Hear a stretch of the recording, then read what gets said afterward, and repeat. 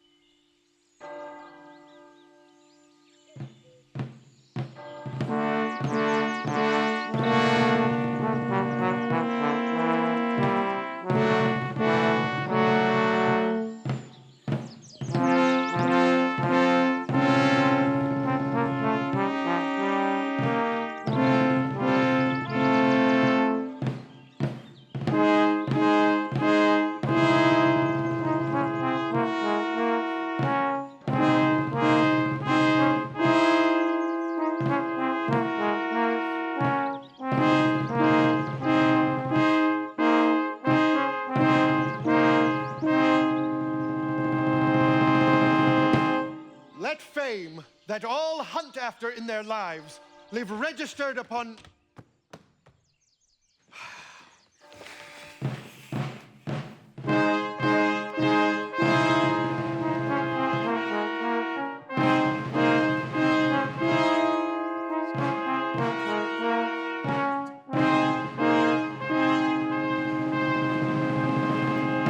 Let fame that all hunt after in their lives live registered upon our brazen tombs, and then grace us in the disgrace of death, when, spite of cormorant devouring time, the endeavor of this present breath may buy that honor which shall blunt his scythe's keen edge and make us heirs of all eternity. Therefore, brave conquerors, for so you are, that war against your own affections and the huge army of the world's desires, Our late edict shall strongly stand in force.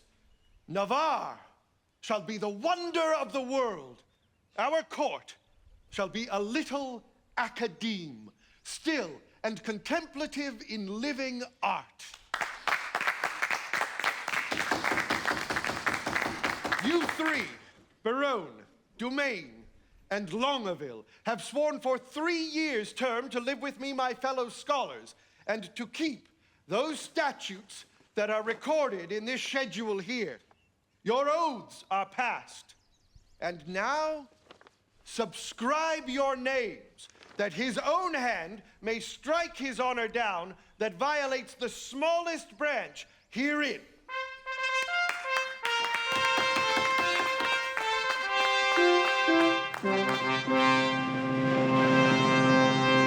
I am resolved, 'tis but a 3 years' fast. The mind shall banquet, though the body pine.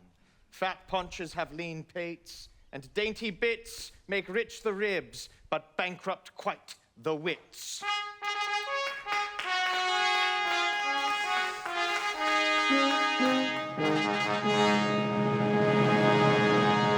My loving lord, Dumaine, is mortified.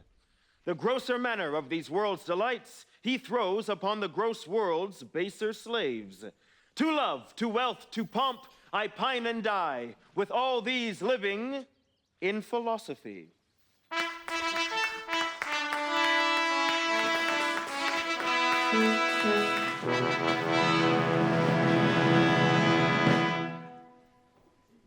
I can but say their protestation over. So much, dear liege, I have already sworn, that is to live and study here 3 years. But there are other strict observances, as not to see a woman in that term, which I hope well is not enrolled there, and 1 day in a week to touch no food, and but 1 meal in every day beside, the which I hope is not enrolled there, and then to sleep but 3 hours in the night, and not to be seen to wink of all the day, when I was wont to think no harm all night, and to make a dark night too of half the day. Which I hope well is not enrolled there. Oh, these are barren tasks, too hard to keep. Not to see ladies, study, fast, not sleep. Your oath is passed to pass away from these. Let me say no, my liege, and if you please, I only swore to study with your grace, and stay here in your court for 3 years' space. You swore to that, Baron, and to the rest. By yea and nay, sir. Then I swore in jest. Oh, shit. What is the end of study? Let me know. Why, that's to know which else we should not know. Things hid and barred, you mean, from common sense. Ah, that is study's godlike recompense. Come on, then. I will swear to study so, to know the thing I am forbid to know, as thus, to study where I well may dine, when I to feast expressly am forbid. Or study where to meet a mistress fine, when mistresses, from common sense, are hid. Or having sworn too hard a keeping oath, study to break it, and not break my troth. If study's gain be thus, and be it so, study knows that which yet it doth not know. Swear me to this, and I will ne'er say no. These be the stops that hinder study quite and train our intellects to vain delight. Why, all delights are vain, but that most vain which with pain purchased doth inherit pain, as painfully to pore upon a book to seek the light of truth, while truth the while doth falsely blind the eyesight of his look. Light seeking light doth light of light beguile. So, ere you find where truth in darkness lies, your light grows dark by losing of your eyes. Study me how to please my eye indeed, by fixing it upon a fairer eye, who, dazzling so, that eye shall be his heed, and give him light that it was blinded by. Study is like the heaven's glorious sun, that will not be deep searched by saucy looks. Small have continual plodders ever won, save base authority from others' books.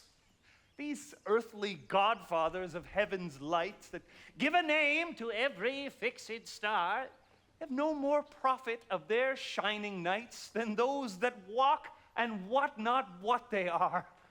Too much to know is to know naught but fame, and every godfather can give a name. How well he's read to reason against reading. Proceeded well to stop all good proceeding. He weeds the corn and still lets grow the weeding. Spring is near when green geese are a-breeding.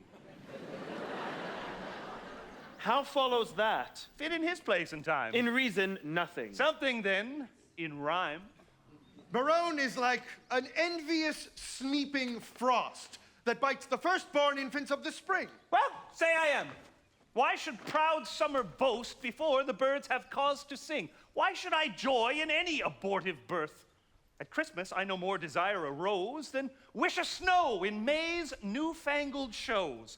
But like of each thing that in season grows, so you to study now, it is too late. Climb over the house to unlock a little gate. Well, sit you out. Go home, Barone, adieu. No, my good lord, I have sworn to stay with you. And though I have for barbarism spoke more than for that angel knowledge you can say, yet confident I'll keep what I have sworn and bide the penance of each 3 years' day. Give me the paper.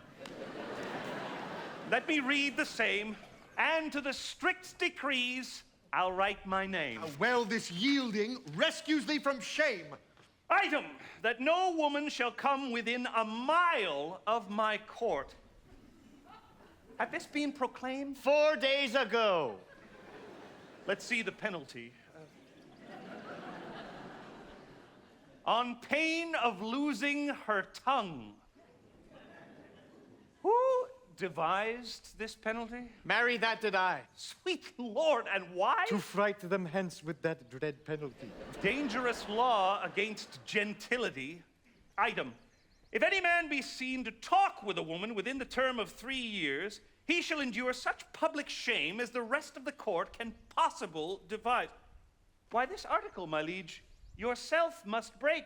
For well you know, here comes in embassy the French king's daughter, with yourself to speak, a maid of grace and complete majesty, about surrender up of Aquitaine to her decrepit, sick, and bedrid father. Therefore is this article made in vain, or vainly comes the admired princess hither. What say you, lords? Why, this was quite forgot. So,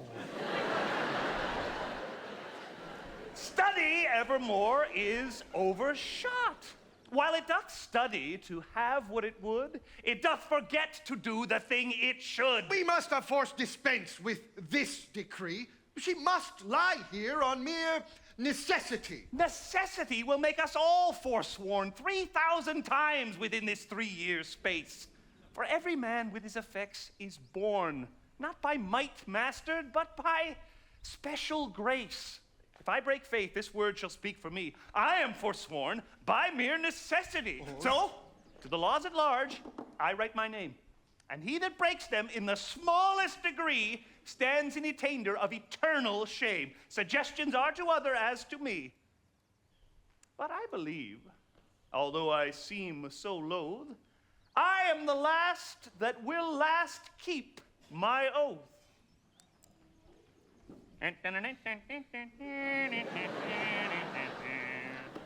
But is there no quick recreation granted? Aye, that there is. Our court, you know, is haunted with a refined traveler of Spain, a man in all the world's new fashion planted that hath a mint of phrases in his brain, one who the music of his own vain tongue doth ravish like enchanting harmony, a man of compliments, whom right and wrong have chose as umpire of their mutiny. This child of fancy, that armado height, for interim to our studies, shall relate in high-born words the worth of many a knight from tawny Spain, lost in the world's debate. How you delight, my lords, I know not, but I protest. I love to hear him lie, and I will use him for my minstrelsy. Our motto was a most illustrious wight. A man of fire, new words, fashion's own knight. Costard the swain, and he shall be our sport. And so to study 3 years is but short. Which is the Duke's own person? This, fellow, what wouldst? I myself reprehend his own person, for I am his Grace's Farborough. But I would see his own person in flesh and blood. This is he. Signor Armado commends you. There's villainy abroad. This letter will tell you more. Sir, the contempts thereof are as touching meat. A letter from the magnificent Armado. How low soever the matter, I hope in God for high words. The matter is to me, sir, as concerning Jacanetta. The manner of it is, I was taken with the manner. In what manner? In manner and form following, sir, all those three. I was seen with her in the manor house, sitting with her upon the form, and taken, following her into the park, which put together is in manner and form following. Now, sir, for the manner, it is the manner of a man to speak to a woman. For the form, in some form. And for the following, sir?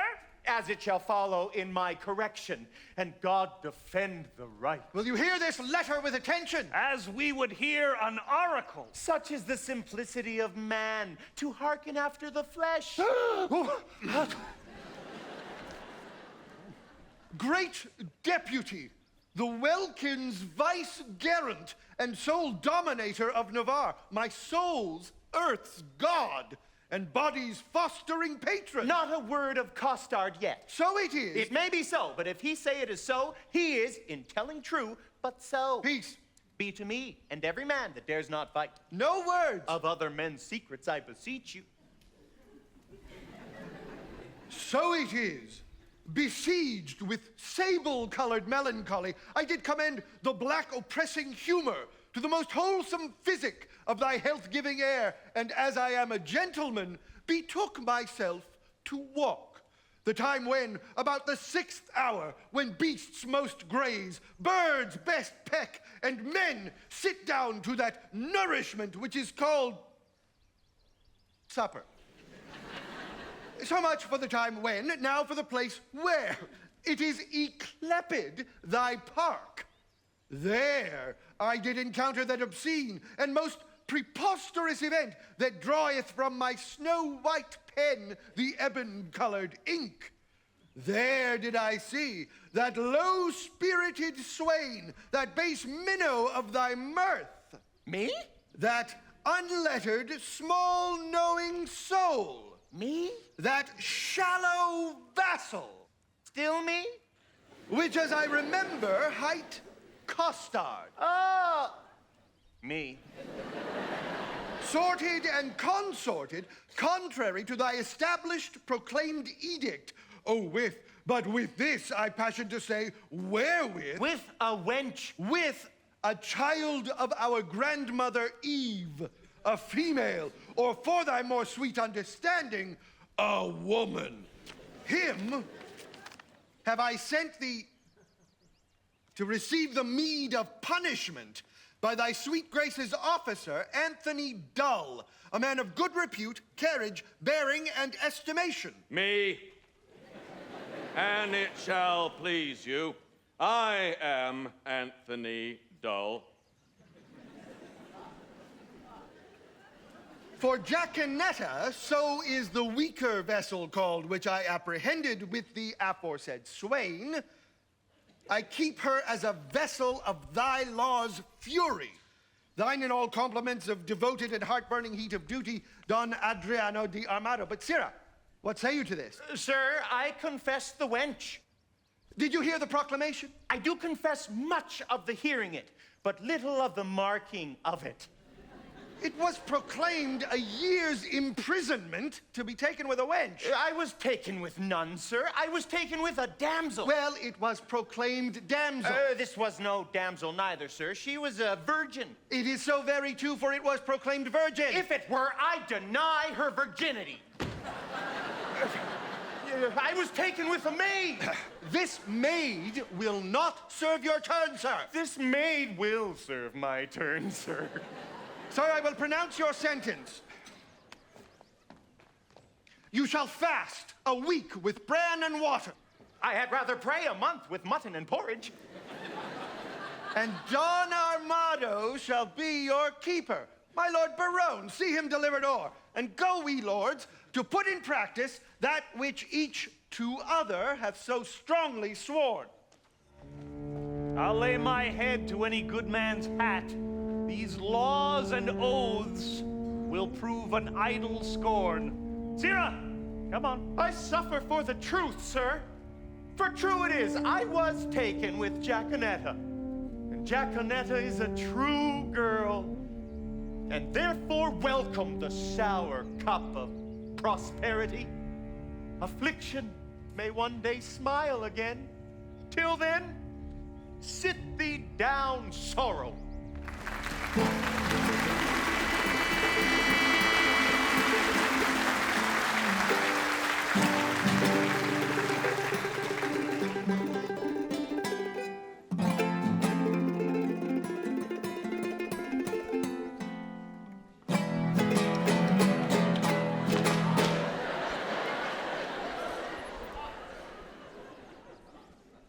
Boy, what sign is it when a man of great spirit grows melancholy?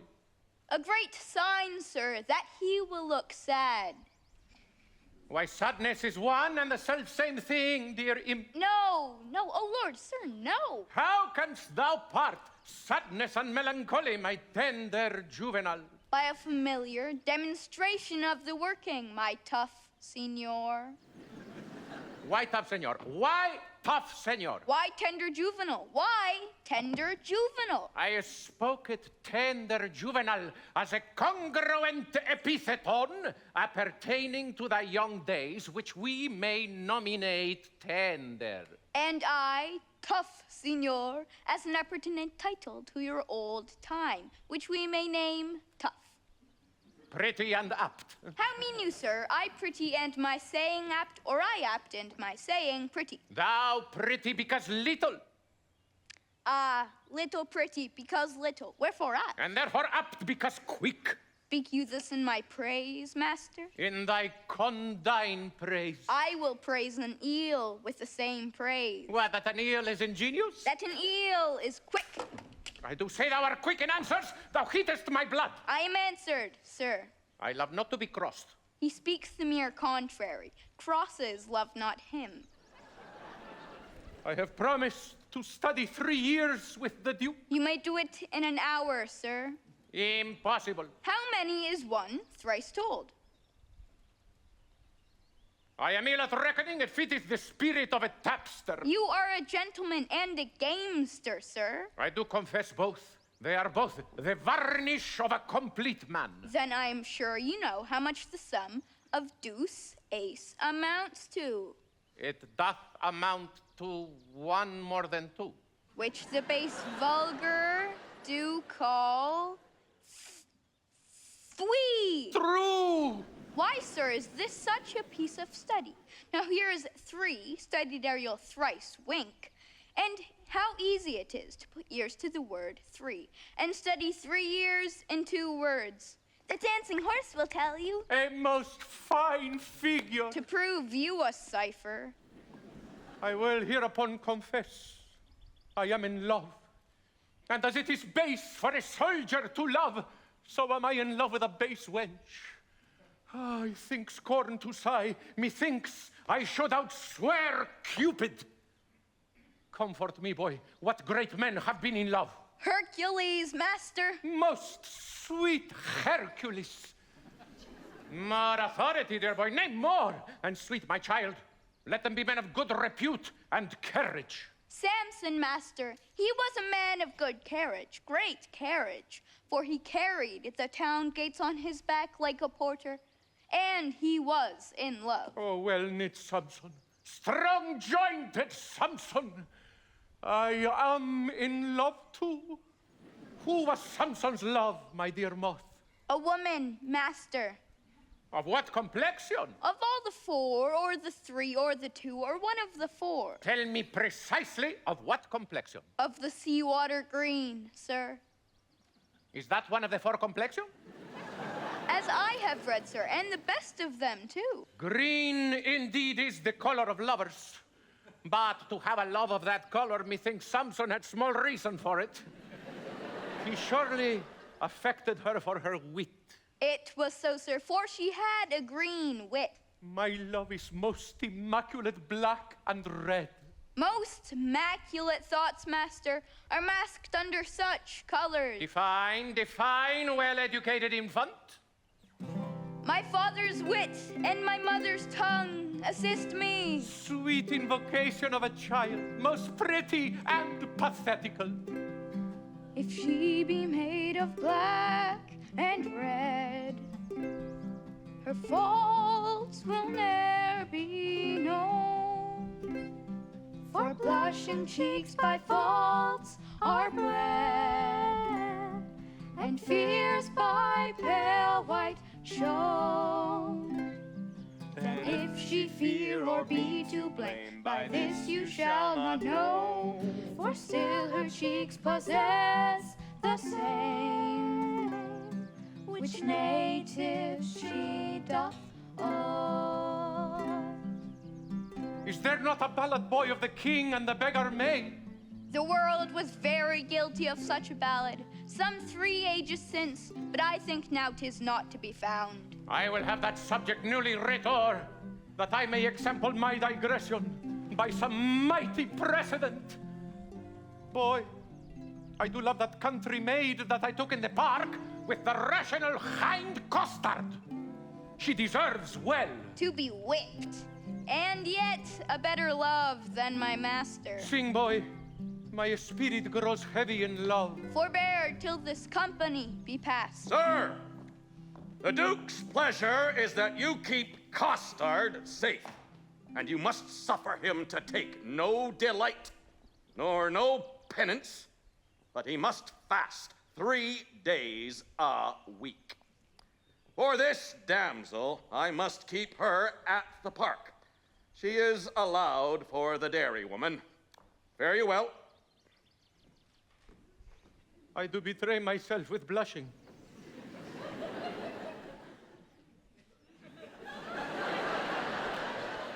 Maid, Man, I will visit thee at the lodge. that's hereby. I know where it is situate. Lord, how wise you are. I will tell thee wonders. With that face, I love thee. so I heard you say. And so, farewell. Fair weather after you. Come, Jackanetta, away.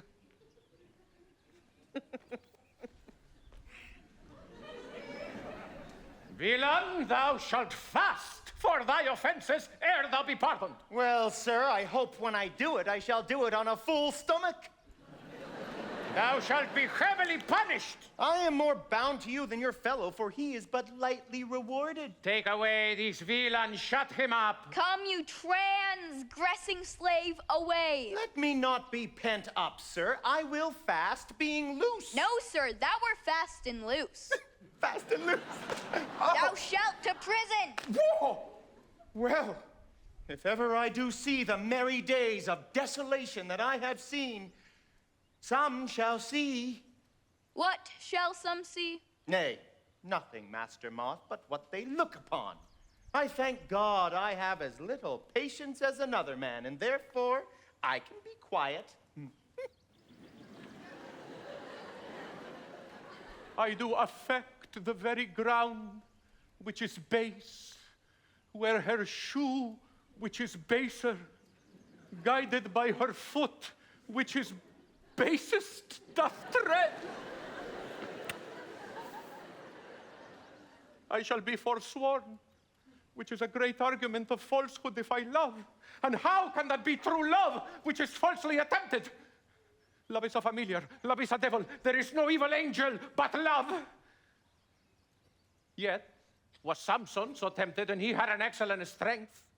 Yet was Solomon so seduced, and he had a very good wit.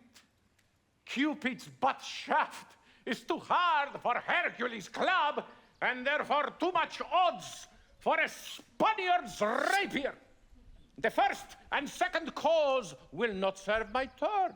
The passado he respects not. The duello he regards not. His disgrace is to be called boy, but his glory is to subdue men. Adieu, valor. Rust, rapier.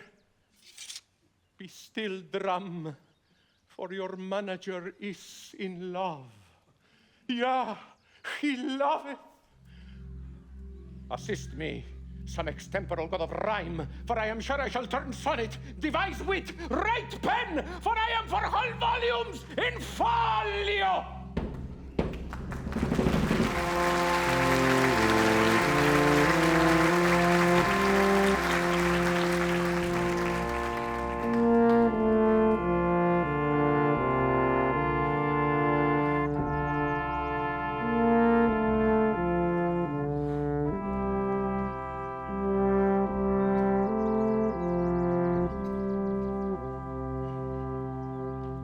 Now, madam, summon up your dearest spirits.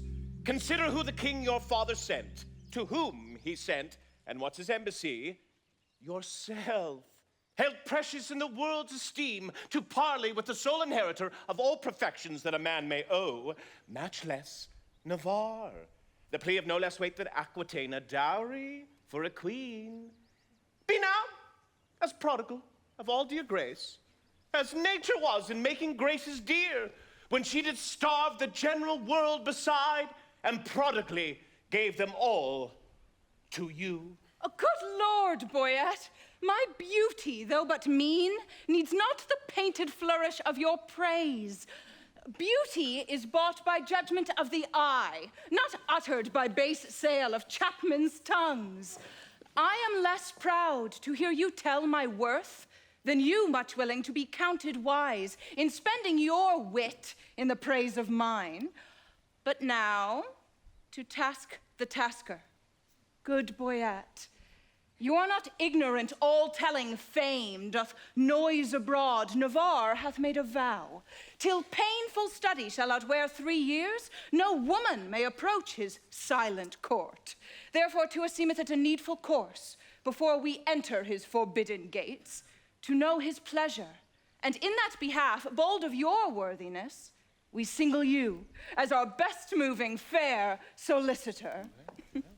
Tell him the daughter of the King of France, on serious business, craving quick dispatch, importunes personal conference with his grace. Haste, signify so much, while we attend, like humble-visaged suitors, his high will. Proud of employment, willingly I go. All pride is willing pride, and yours is so. Who are the votaries, my loving lord, that are vow fellows with this virtuous Duke? Lord Longaville is one. Know you the man? I know him, madam. At a marriage feast between Lord Perigord and the beauteous heir of Jaques Falconbridge, solemnized in Normandy, saw I this Longaville. A man of sovereign parts, he is esteemed, well fitted in arts, glorious in arms. Nothing becomes him ill that he would well. The only soil of his fair virtue's gloss, if virtue's gloss will stain with any soil, is a sharp wit matched with too blunt a will, whose edge hath the power to cut, whose will still wills. It should none spare that come within his power. Some merry mocking lord, belikest so? They say so most, the most his humors know. Such short-lived wits do wither as they grow. Who are the rest? The young Dumaine, a well-accomplished youth, of all that virtue loved for virtue loved. Most power to do most harm, least knowing ill. For he hath wit to make an ill shape good, and shape to win grace, though he had no wit. I saw him at the Duke Alençon's once, and much too little of that good I saw is my report to his great worthiness. Another of these students at that time was there with him, if I have heard a truth. Barone, they call him, but a merrier man, within the limit of becoming mirth. I never spent an hour's talk with all. Well, his eye begets occasion for his wit. For every object that the one doth catch, the other turns to a mirth-moving jest, which his fair tongue conceits expositor, delivers in such apt and gracious words, that aged ears play truant at his tales, and younger hearings are quite ravished. So sweet and voluble is his discourse. God bless my ladies. Are they all in love, that every one her own hath garnished with such bedecking ornaments of praise? Here comes Boyette. Now, what admittance, lord? Navarre had notice of your fair approach, and he and his competitors an oath were all addressed to meet you, gentle lady, before I came. Mary, thus much I have learnt. He rather means to lodge you in the field, like one that comes here to besiege his court, than seek a dispensation for his oath to let you enter his unpeopled house. Here comes Navarre.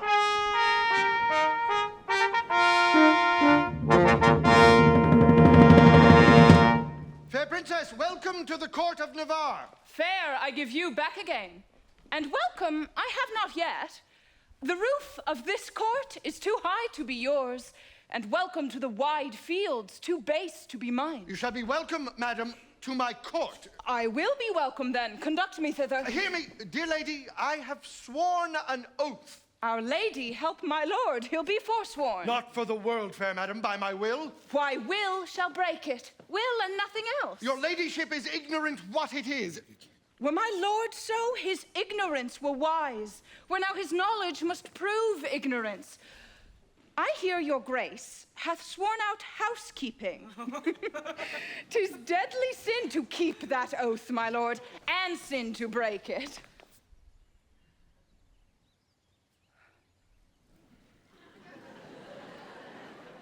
But pardon me, I am too sudden bold to teach a teacher, ill beseemeth me.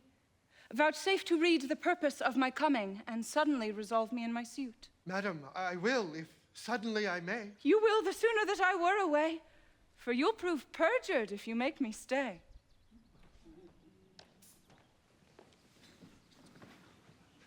Did not I dance with you in Brabant once? Did not I dance with you in Brabant once? I know you did. How needless was it then to ask the question? Oh, you must not be so quick. 'Tis long of you that spur me with such questions. Your wit's too hot, it speeds too fast. 'Twill tire. Not till it leave the rider in the mire. What time of day? The hour that fools should ask. Now, fair befall your mask, Fair fall the face it covers. and send you many lovers. Amen, so you be none. Nay then, will I be gone?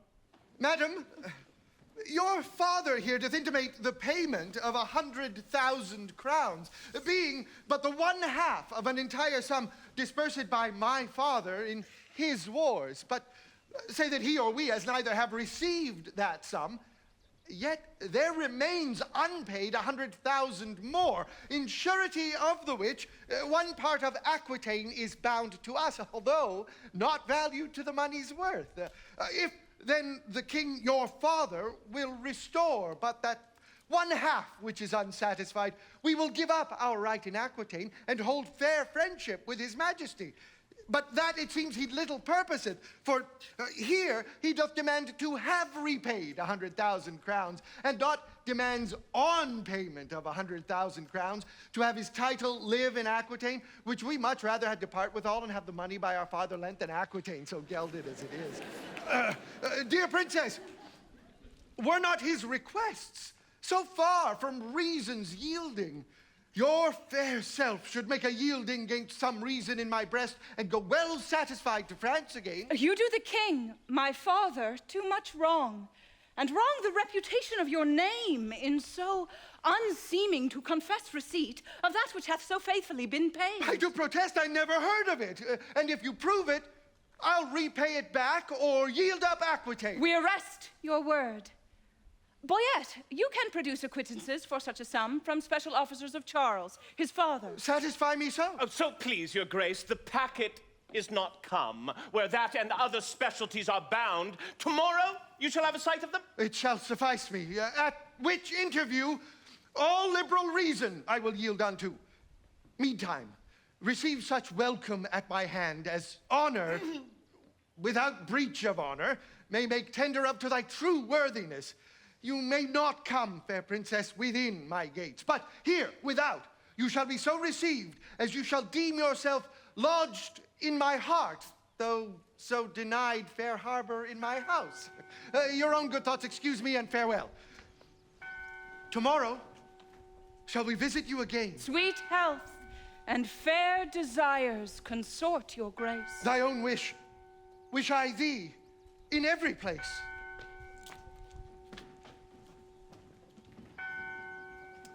Lady, I will commend you to mine own heart. Oh, pray you do my commendations. I would be glad to see it. I would you heard it groan. Oh, is the fool sick? Sick at the heart. Alack, let it blood. Would that do it good? My physic, says I. Will you prick it with your eye? Non point, with my knife. Now, God save thy life. And yours, from long living. Oh, I cannot stay. Thanksgiving. Sir, I pray you a word. What lady is that same? The heir of Alençon, Catherine, her name. A gallant lady. Monsieur, fare you well. I beseech you a word. What is she in the white? A woman sometimes, and you saw her in the light. Perchance light in the light, I desire her name. She hath but one for herself. To desire that were a shame. Pray you, sir, whose daughter? Her mother's, I've heard. God's blessing on your beard! Good sir, be not offended. She is an heir of Falconbridge. Nay, my color is ended. She is a most sweet lady. Not unlike, sir. That may be. Psst. Psst. What's her name in the cap? Rosaline, by good hap. Is she wedded or no? To her will, sir, or so. You are welcome, sir. Adieu. Oh, farewell to me, sir, and welcome to you.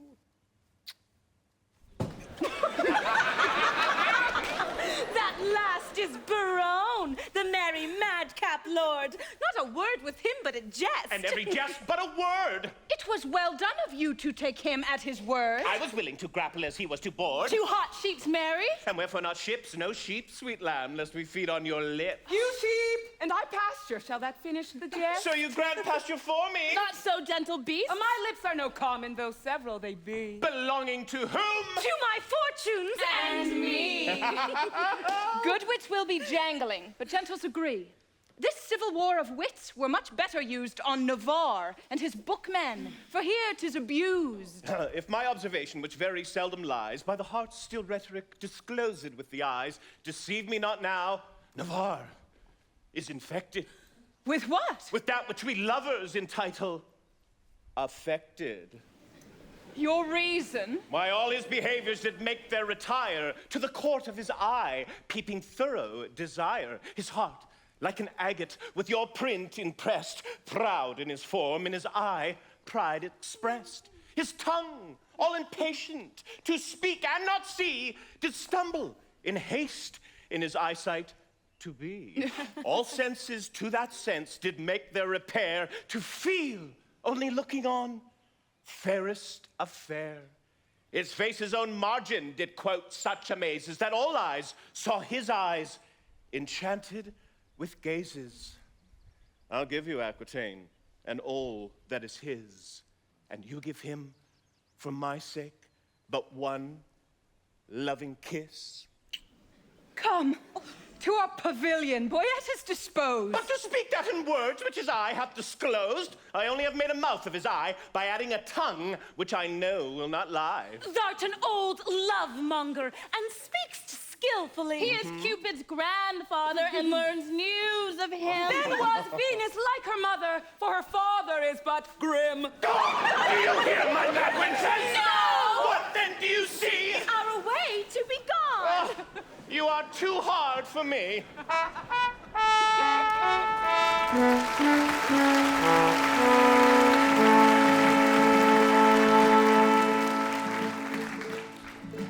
Warble, child, make passionate my sense of hearing. I read that once in Africa a noble king did reign. He had to name Cophetua, as poets they did feign. From nature's laws he did decline, for sure he was not of my mind. He cared not for womankind, but did them all disdain. But mark what happened on a day, as he out of his window lay. A beggar passed him all in grey, that did amaze his eyes. In thee mused he doth rest my life, for surely thou shalt be my wife, or else this hand with bloody knife the gods will sure suffice. What is thy name, fair maid? Quoth he, the Nelofano king. Quoth she, with that she made a low curtsy, a trim one as I ween. My bride, thou shalt betrothed be, and thou shalt rise to my degree. Come on and follow me, for thou must ship thee clean. The beggar blushed scarlet red, straight again as pale as lead, but not a word at all she said. She was in such amaze. At last she spake with trembling voice and said, O king, I do rejoice that you will take me for your choice, and my degree so base. They wed and led a quiet life during their princely reign, and in a tomb were buried both, as writers show it plain. Their fame did sound so passingly that it did pierce the starry sky. And throughout all the world it fly, to every prince's realm.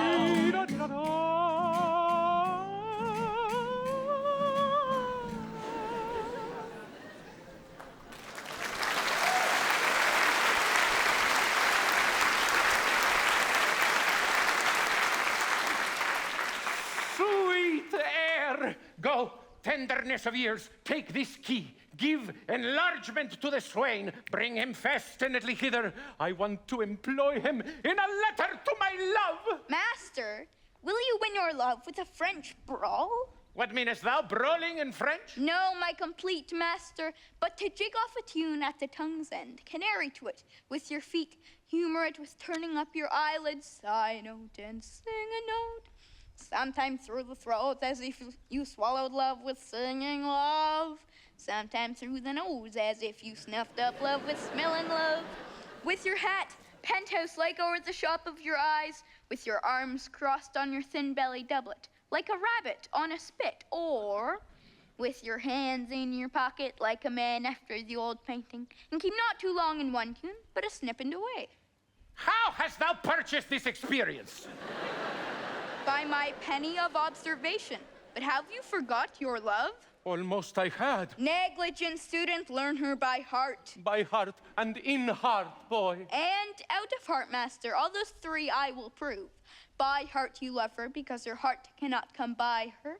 In heart you love her because your heart is in love with her. And out of heart you love her. Being out of heart, you cannot enjoy her. I am all these three. And 3 times as much more. And yet nothing at all. Fetch hither the swain. He must carry me the letter. The way is but short. Away. As swift as lead, sir. Thy meaning, pretty ingenious, is not lead a metal heavy, dull, and slow. Minime, honest master, or rather, master, no. I say lead is a slow. You are too swift, sir, to say so. Is that lead slow which is fired from a gun? Sweet smoke of rhetoric! He reputes me a cannon, and the bullet, that's he. I shoot thee at the swain. Thump then, and I flee. Thump! Flee!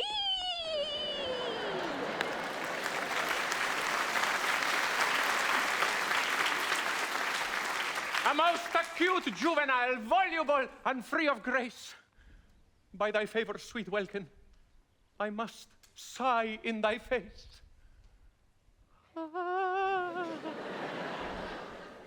Most rude melancholy, Valor gives thee place.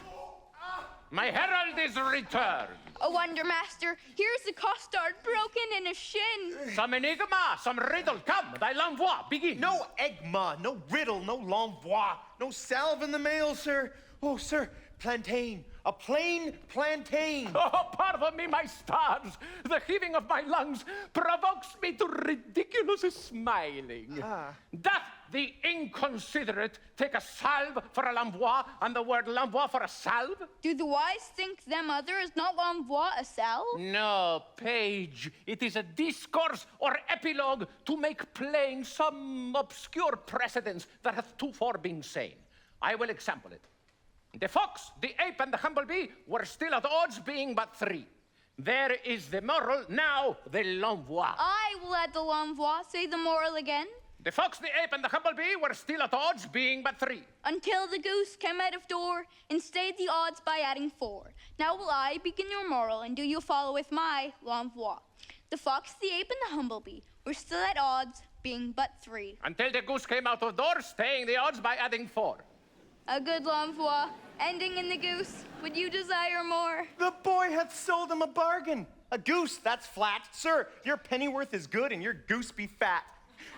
To sell a bargain well is as cunning as fast and loose. Let me see. A fat l'envoi?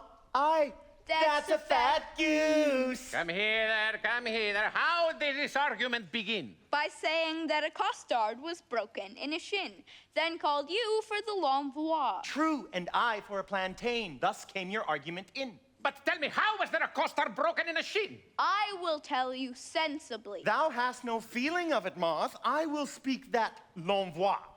I, costard, running out that was safely within, fell over the threshold and broke my shin. We will talk no more of this matter. Till there be more matter in the shin. Sirrah Costard, I will enfranchise thee. Oh, marry me to one Francis? I smell some l'envoi, some goose in this. By my sweet soul, I mean setting thee at liberty and freedoming thy person. Thou wert immured, restrained, captivated, bound. True, true. And now you will be my purgation and let me loose.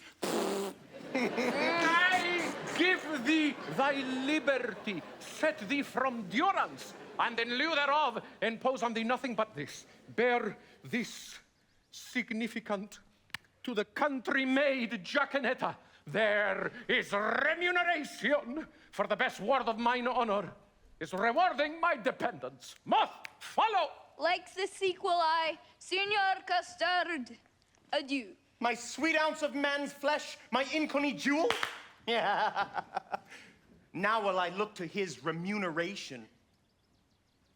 Remuneration? Oh, that's the Latin word for 3 farthings. 3 farthings? Remuneration. What's the price of this inku? 1 penny? No. I'll give you a remuneration. Why, it carries it. Remuneration. I will never buy and sell out of this word. Ah, my good knave Costard, exceedingly well met. Pray you, sir, how much carnation ribbon may a man buy for a remuneration? What is the remuneration? Marry, sir, halfpenny farthing. Why then, 3 farthing worth of silk. I thank your worship. God be with you. Stay, slave, for I must employ thee. As thou wilt win my favor, good my knave, do one thing for me that I shall entreat. When would you have it done, sir? This afternoon. Well, I will do it, sir. Fare you well. Thou knowest not what it is. I shall know, sir, when I have done it. Why, villain, thou must know first. I'll come to your worship tomorrow morning. Must be done this afternoon. The princess comes to hunt here in the park. In her train, there is a gentle lady. When tongues speak sweetly, they name her name. And Rosaline, they call her. Ask for her. And to her fair hand see thou do commend this sealed up counsel. There's thy guerdon. Go. Guerdon! Oh, sweet guerdon! Better than remuneration. 11 pence farthing better. Oh, sweet guerdon. I'll do it, sir. In print, guerdon. Remuneration.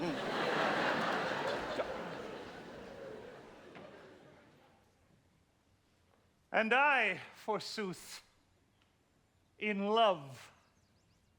I, that have been love's whip, a very beadle to a humorous sigh, a critic, nay, a night watch constable, a domineering pedant o'er the boy, than whom no mortal so magnificent.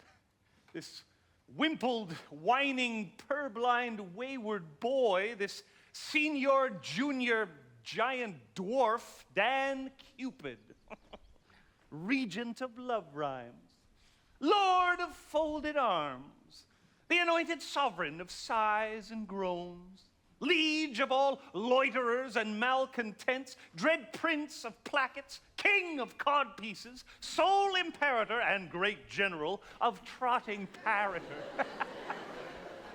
Oh, my little heart.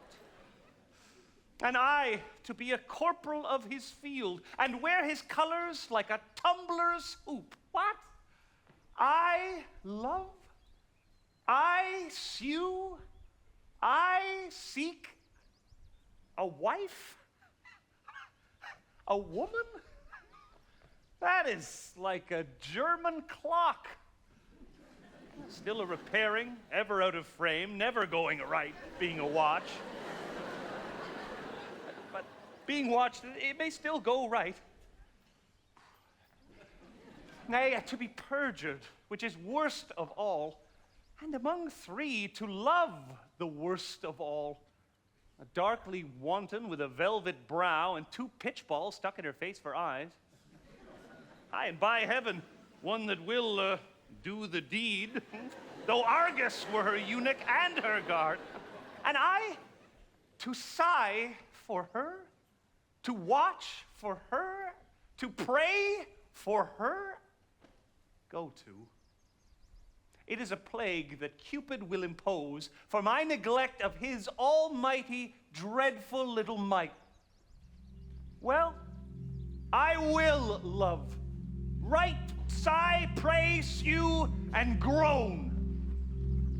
Some men must love Milady, and some Joan.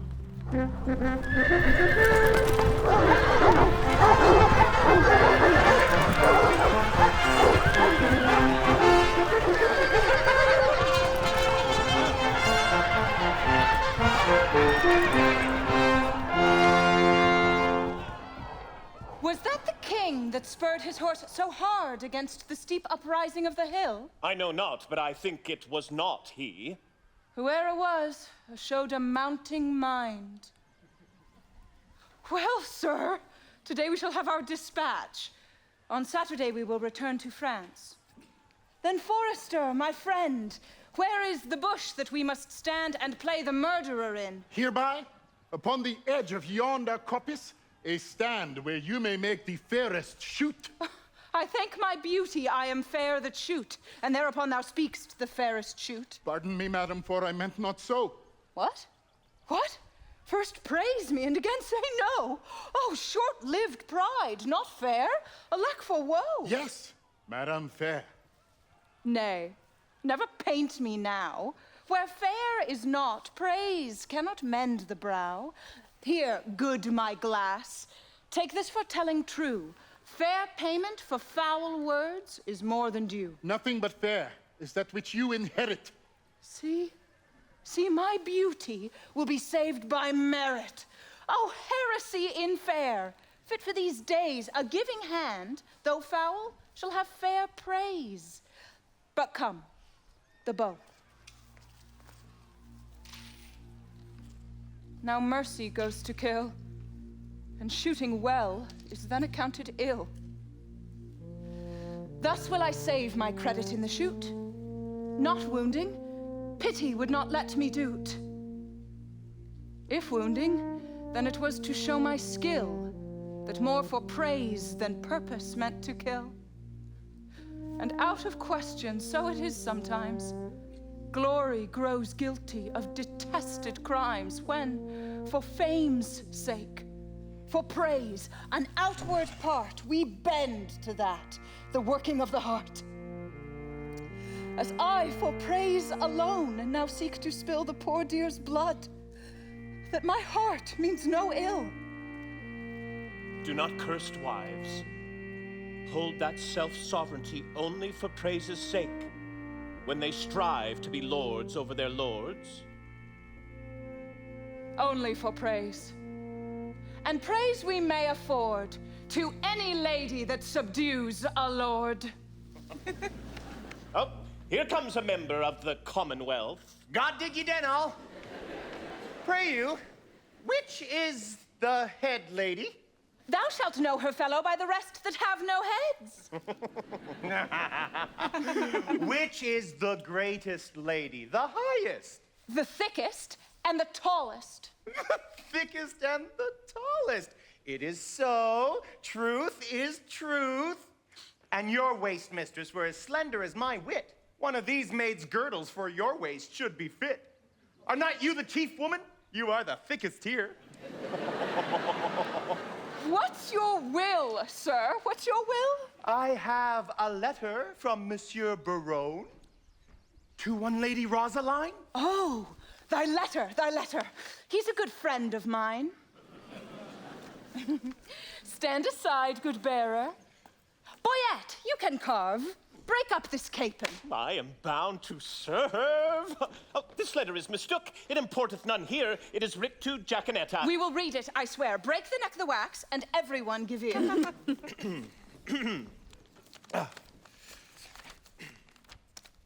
By heaven, that thou art fair is most infallible.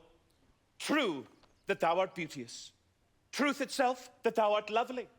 More fairer than fair. Beautiful than beauteous, truer than truth itself. Have commiseration on thy heroical vassal, the magnanimous and most illustrate King Cophetua. Set eye upon the penurious and indubitate beggar Xenophon, and he it was that might rightly say, Vini, Vidi, Vici, which to anothanize in the vulgar, oh base and obscure vulgar, he came, see, and overcame. He came. 1, see, 2, overcame. 3. Yes! Oh, who came? The king. Why did he come? To see. Why did he see? To overcome. To whom came he? To the beggar. What saw he? The beggar. Who overcame he? The beggar. Conclusion is victory on whose side? The king. The captive is enriched on whose side? The beggar. The catastrophe is a nuptial on whose side? The king. No, on one in both, or both in one. I am the king, for so stands the comparison. Thou, the beggar, for so witnesseth thy lowliness. Shall I command thy love? I may. Shall I enforce thy love? I could. Shall I entreat thy love? I will. What shalt thou exchange for rags? Riches. Robe for tittles? Titles. For thyself? Me. Thus expecting thy reply, I profane my lips on thy foot, my eyes on thy picture, and... Oh, dear. And my heart on thy every part. Ladies, thine, in the dearest design of industry, Don Adriano de Armado. Oh, wait, ladies, postscriptum. Thus dost thou hear the Nemean lion roar. Gainst thee, thou lamb, that standest as his prey. Submissive fall his princely feet before, and he from forage will incline to play. But if thou strive, poor soul, what art thou then? Food for his rage, repasture for his den. What plume of feathers is he that indited this letter? What vein, what weathercock? Did you ever hear better? I am much deceived, but I remember the style. Oh, else your memory is bad going o'er it erewhile. This Armado is a Spaniard that keeps here in court, a phantazime, a monarcho, and one that makes sport to the prince and his bookmates. Thou, fellow, a word. Who gave thee this letter? I told you, my lord. To whom shouldst thou give it? From my lord to my lady. From which lord to which lady? From my lord Baron, a good master of mine, to a lady of France he called Rosaline. Thou hast mistaken his letter. Come, lords, away. Here, sweet, put up this. 'Twill be thine another day. Who is the shooter? Who is the shooter? Shall I teach you to know? I, my continent of beauty. Why, he that bears the bow, finally put on. My lady goes to kill horns, but if thou, Mary, hang me by the neck if horns that year miscarry, finally put on. Well then, I am the shooter. And who is your dear? If we choose by the horns yourself, come not near. Finally put on, indeed. You still wrangle with her, Boyette, and she strikes at the brow. But she herself is hit lower. Have I hit her now? Oh, shall I come upon thee with an old saying that was a man when King Pepin of France was a little boy, as touching the hit it? So I may answer thee with one as old that was a woman when Queen Guinevere of Britain was a little wench, as touching the hit it. Thou canst not hit it, hit it, hit it. Thou canst not hit it, my good man. And I cannot, and I cannot, another can.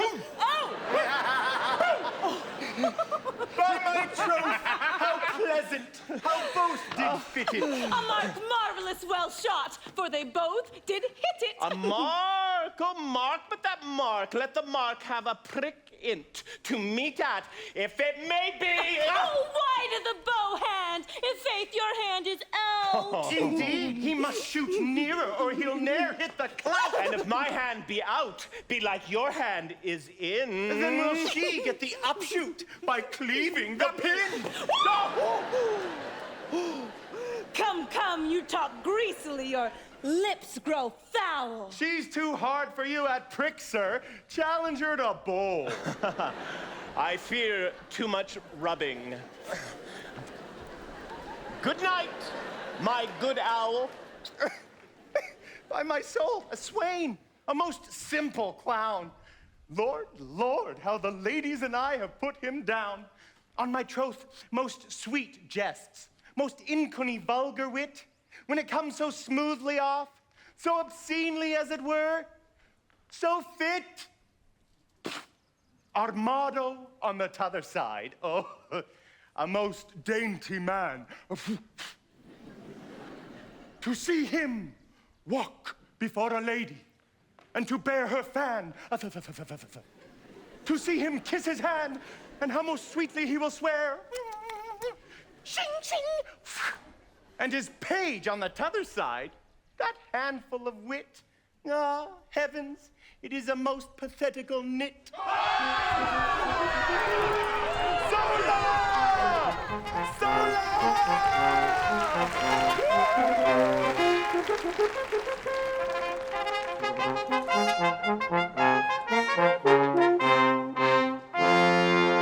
Very reverend sport, truly, and done in the testimony of a good conscience. The deer was, as you know, sanguis, in blood, ripe as the pommer water, who now hangeth like a jewel in the ear of Chelo, the sky, the welkin, the heaven, and anon falleth like a crab on the face of Terra, the soil, the land, the earth. Truly, Master Holofernes, the epithets are sweetly varied, like a scholar at the least. But, sir, I assure ye, 'twas a buck of the first head. Sir Nathaniel, hold credo. 'Twas not a old grey doe, 'twas a pricket. Most barbarous intimation, yet a kind of insinuation, as it were, in via, in way of explication, facare, as it were, replication, or rather ostentare, to show, as it were, his inclination after his undressed, unpolished, uneducated, unpruned, untrained, or rather unlettered, or rather rest, unconfirmed fashion, to insert again my hold credo for a deer. I said the deer was not a old grey doe. 'Twas a pricket. Twice sod simplicity, biscoctus! Oh, thou monster ignorance, how deformed dost thou look. Sir, He hath never fed of the dainties that are bred in a book. He hath not ate paper, as it were. He hath not drunk ink.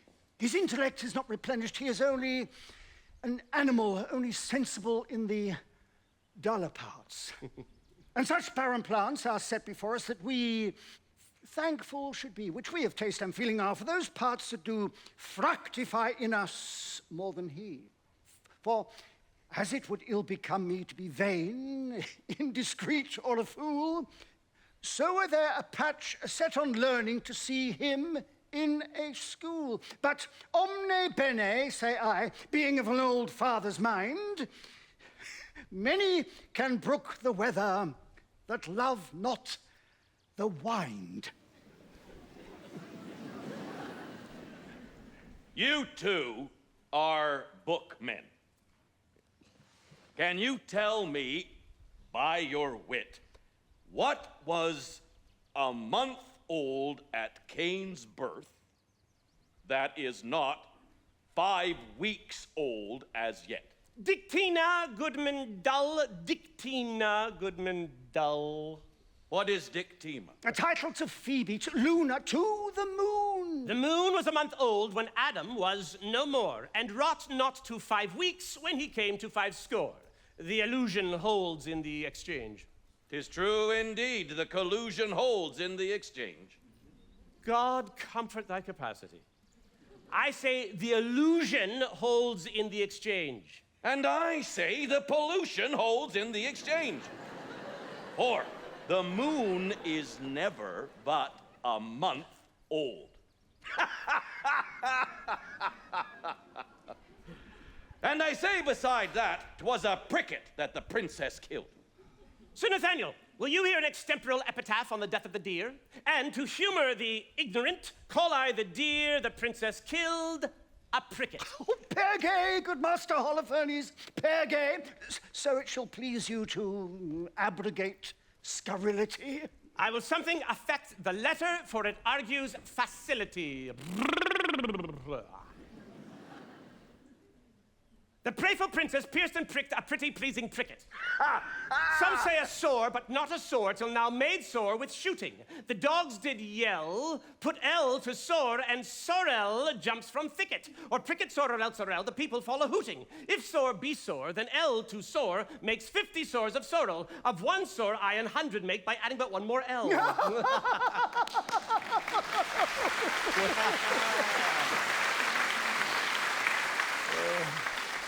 A rare talent. This is a gift that I have.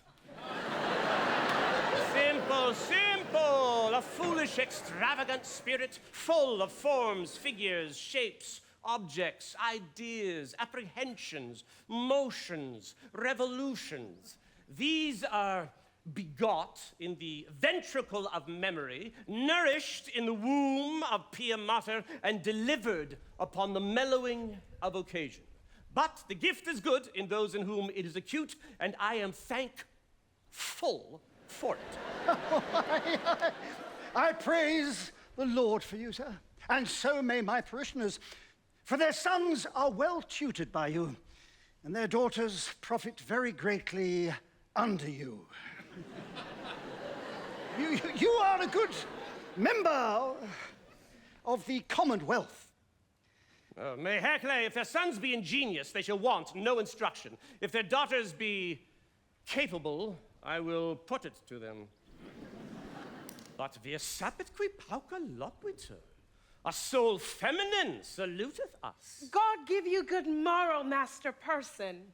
Master Person, quasi pierce one? And if one should be pierced, which is the one? Marry, Master Schoolmaster, he that is likeliest to a hogshead. Ah, piercing a hogshead. Ah, good luster of conceit in a turf of earth. Fire enough for a flint, pearl enough for a swine. 'Tis pretty, it is well. Good Master Parson, be so good as read me this letter. It was given me by Costard and sent me from Don Armado. I beseech you, read it. Fauste precor galida quando pecus omni subumbra ruminat. And so forth. Ah, good old Mantuan, I may speak of thee as the traveler doth of Venice. Venetia, Venetia, qui non ti vede, non ti pretia. Old Mantuan, who understandeth thee not, loves thee not. Outre solemn fo. Under pardon, sir, what are the contents? Or rather, as Horace says in... What, my soul? Verses! Aye, sir, and very learned. Let me hear a staff, a stanza, a verse. Lege, Domine. If love make me forsworn, how shall I swear to love? Ah, never faith could hold, if not to beauty vowed. Though to myself forsworn, to thee I'll faithful prove. Those thoughts to me were oaks, to thee like osiers bowed. Study his bias leaves, and makes his book thine eyes, where all you find those not the apostrophes, and so miss the accent. Let me supervise the canzonet.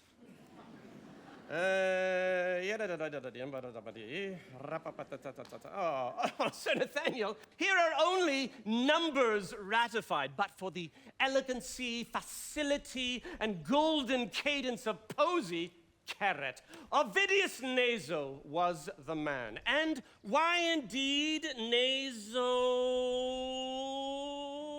But for smelling out the odoriferous flowers of fancy. The jerks of invention. Imitari is nothing. So does the hound his master, the ape his keeper, the tired horse his rider. But Damasella, virgin.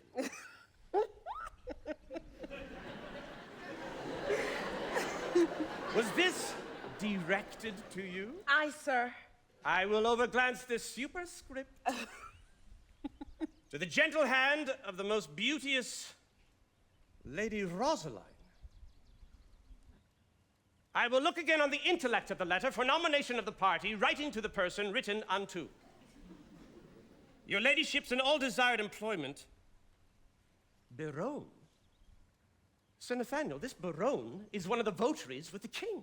And here he hath framed a letter to a sequent of the stranger queens, which accidentally, or by way of progression, hath miscarried. Trip and go, my sweet. Deliver this into the royal hand of the king. It may concern much. Stay not thy compliment. I forgive thy duty. Adieu. Good Coster, go with me. Sir, God save your life. Have with thee my girl.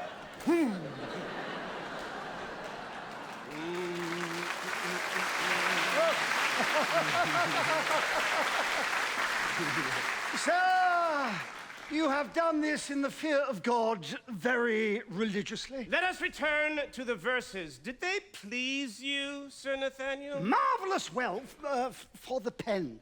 I do dine today at the father's of a certain pupil of mine, where if before repast it shall please you to gratify the table with a grace, I will undertake your benvenuto, where I will prove those verses to be very unlearned, neither savoring of poetry, wit, nor invention. I beseech your society. And thank you too, for society, saith the text, is the happiness of life. And certes the text most infallibly concludes it. I do invite you too, sir. You shall not say me nay, pauca verba. Away! The gentles are at their game, and we will to our recreation. Away!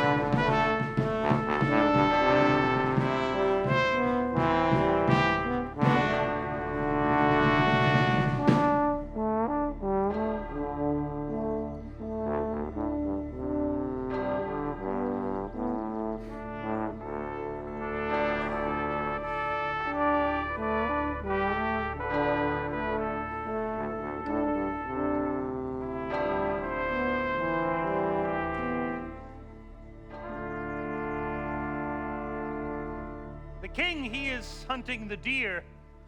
I am coursing myself. They have pitched a toil. I am toiling in a pitch. Pitch, that defiles. Defile. Foul word. Well, set thee down, sorrow. For so they say the fool said, and so say I, and I the fool. Well proved, wit. By the Lord, this love is as mad as Ajax. That kills sheep, that kills me. I a sheep? Well proved again on my side. I will not love. Now, if I do, hang me. I' faith, I will not. Oh, but her eye. Now, by this light, but for her eye, I would not love her. Yes, for her 2 eyes.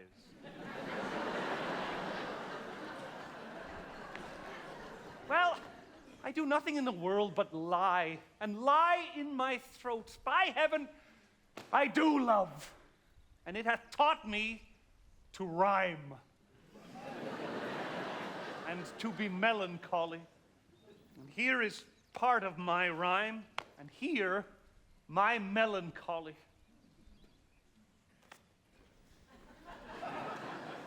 She hath one of my sonnets already.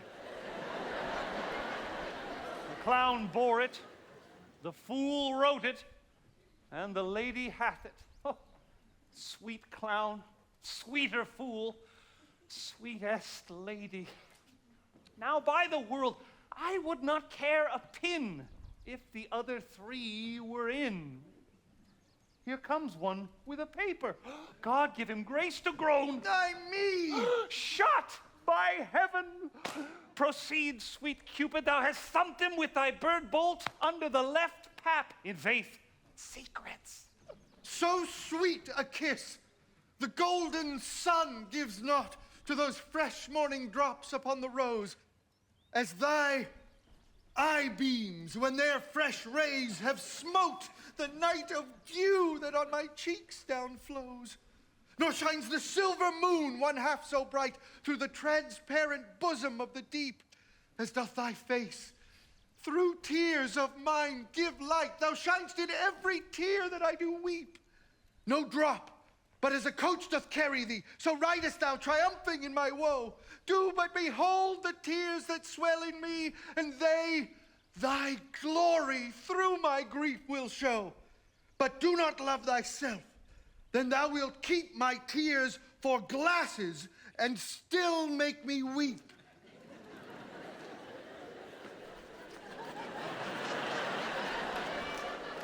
O Queen of Queens, how far dost thou excel?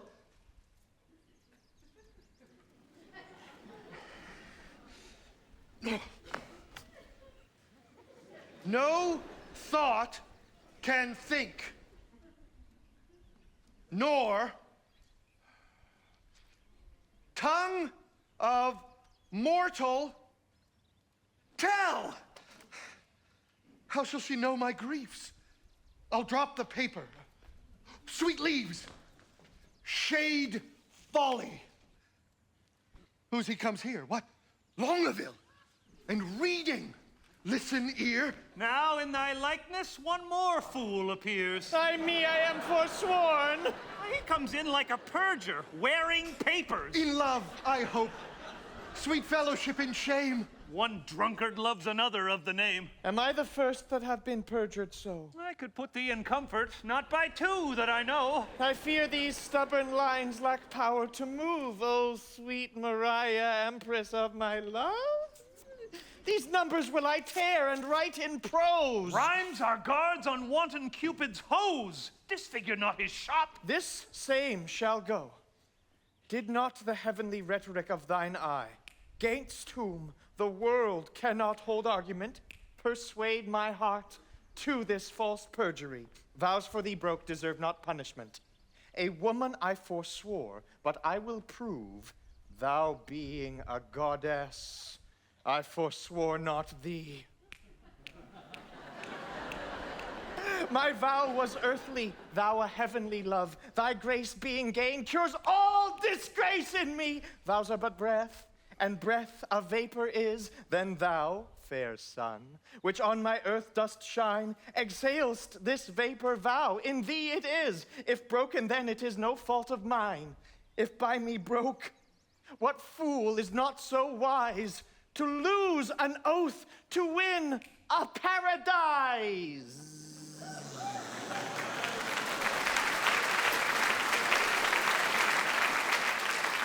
This is the liver vein, which makes flesh a deity, a green goose a goddess. Pure, pure idolatry. God amend us. God amend. We are much out of the way. By whom shall I send this company? Stay. All hid, an old infant play. Like a demigod, here sit I in the sky, and wretched fools' secrets heedfully o'er I. More sacks to the mill. Oh, heavens, I have my wish. Domain transformed, 4 woodcocks in a dish. O most divine Kate. O most profane coxcomb. By heaven, the wonder in a mortal eye. By earth, she is not corporal. There you lie. As upright as the cedar. Stoop, I say, her shoulder is with child. As fair as day. Aye, as some days, but then no sun must shine. Oh, that I had my wish. And I had mine. And I mine too, good Lord. Amen, so I had mine. Is not that a good word? Once more, I'll read the ode that I have writ. Once more, I'll mark how love can vary wit. On a day, alack the day, love, whose month is ever May, spied a blossom passing fair, playing in the wanton air. Through the velvet leaves the wind, all unseen, can passage find, that the lover, sick to death, wished himself the heaven's breath. Ere, quoth he, thy cheeks may blow, ere would I might triumph so. But, alack, thy hand is sworn, ne'er to pluck thee from thy thorn. Vow, alack, for youth unmeet, youth so apt to pluck a sweet. Do not call it sin in me, that I am forsworn for thee. Thou for whom Jove would swear, Juno but an Ethiop fair, and deny himself for Job, turning mortal for thy love.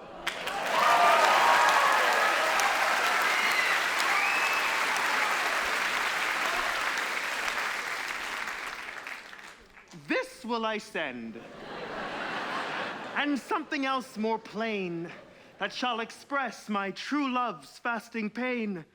Oh, would the king, Barone, and Longueville were lovers too.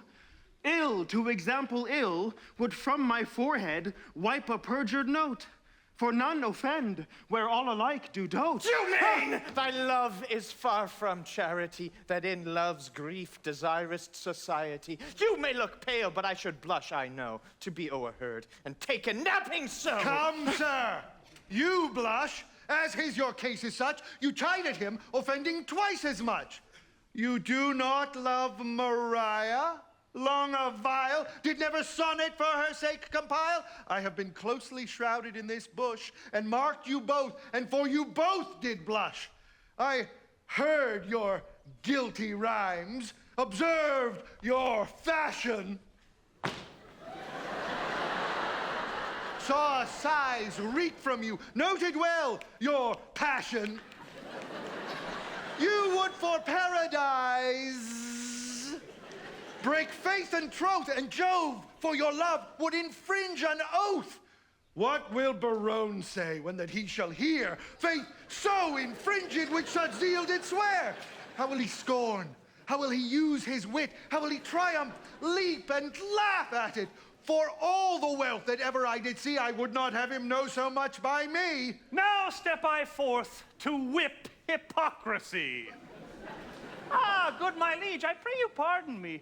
Good heart, what grace hast thou thus to reprove these worms for loving that art most in love?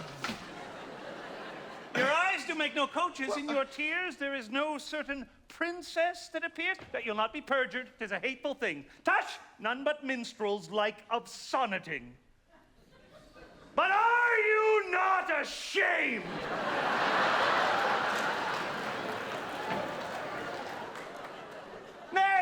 not the three of you to be thus much o'ershot.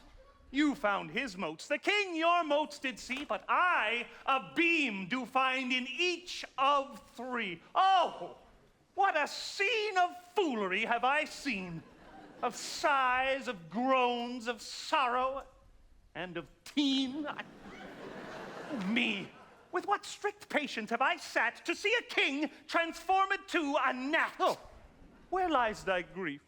Tell me, good Dumaine, and gentle Longaville, where lies thy pain? And where my lieges? All about the breast? A coddle, ho! Too bitter is thy jest. Are we thus betrayed to thy overview? Not you to me, but I betrayed by you. I that am honest. And hold it sin to break the vow I am engaged in. I am betrayed by keeping company with men like you, men of inconstancy. When shall you see me write a thing in rhyme? Or groan for Joan, or spend a minute's time in pruning me? When shall you hear that I shall praise a hand, a foot, a face, an eye, a gait, a state, a brow, a breast, a waist, a leg, a limb? So, whither away so fast? A true man or a thief that gallops so? I post from love, good lover. Let me go. God bless the king. What present hast thou there? Some certain treason. What makes treason here? Nay, it makes nothing, sir. Well, if it mar nothing neither, the treason and you go in peace away together. I beseech your grace, let this letter be read. Our person misdoubts it. 'Twas treason, he said. Barone, read it over. Yep. Where hadst thou it? Of Costa. Where hadst thou it? Of Donadramatio. Donadramatio. Oh, no! What is in you? Why dost thou tear it? A toy, my liege, a toy. Your grace needs not fear it. It did move him to passion, and therefore let's hear it! No, it is Barone's writing, and here is his name. You horse and loggerhead, you were born to do me shape. Guilty, my lord, guilty, I confess. What? That you three fools lacked me fool to make up the mess. He and you, my liege, and I, are pick purses in love, and we deserve to die. Oh, dismiss this audience, and I shall tell you more. Now the number is even. True. We are 4. Will these turtles be gone? Hence, sirs, away! Walk aside the true folk and let the traitors stay.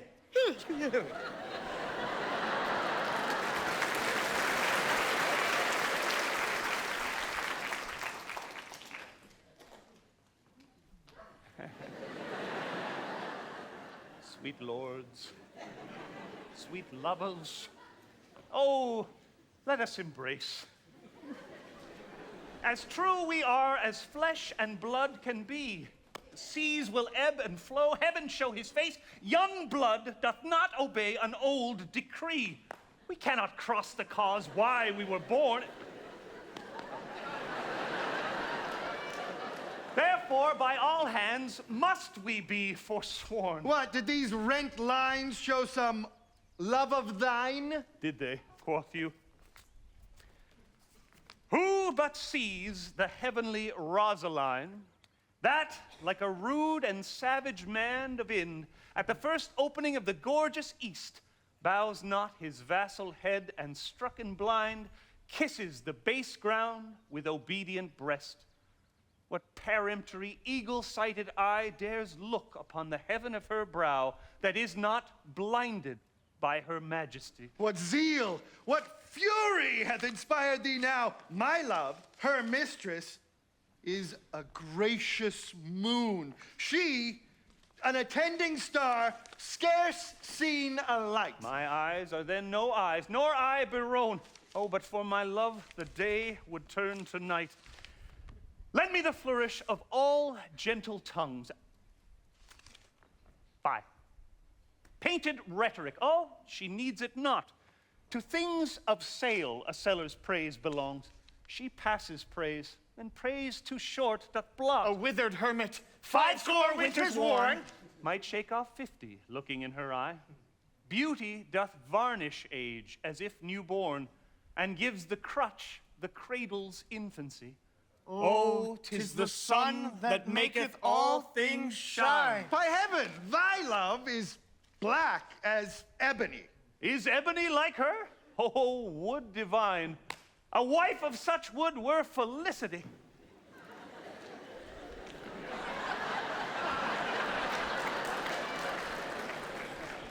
Oh, who can give an oath? Where is a book that I may swear beauty doth beauty lack, if that she learn not of her eye to look? No face is fair that is not full so black. Oh, paradox. Black is the badge of hell, the hue of dungeons, and the school of night.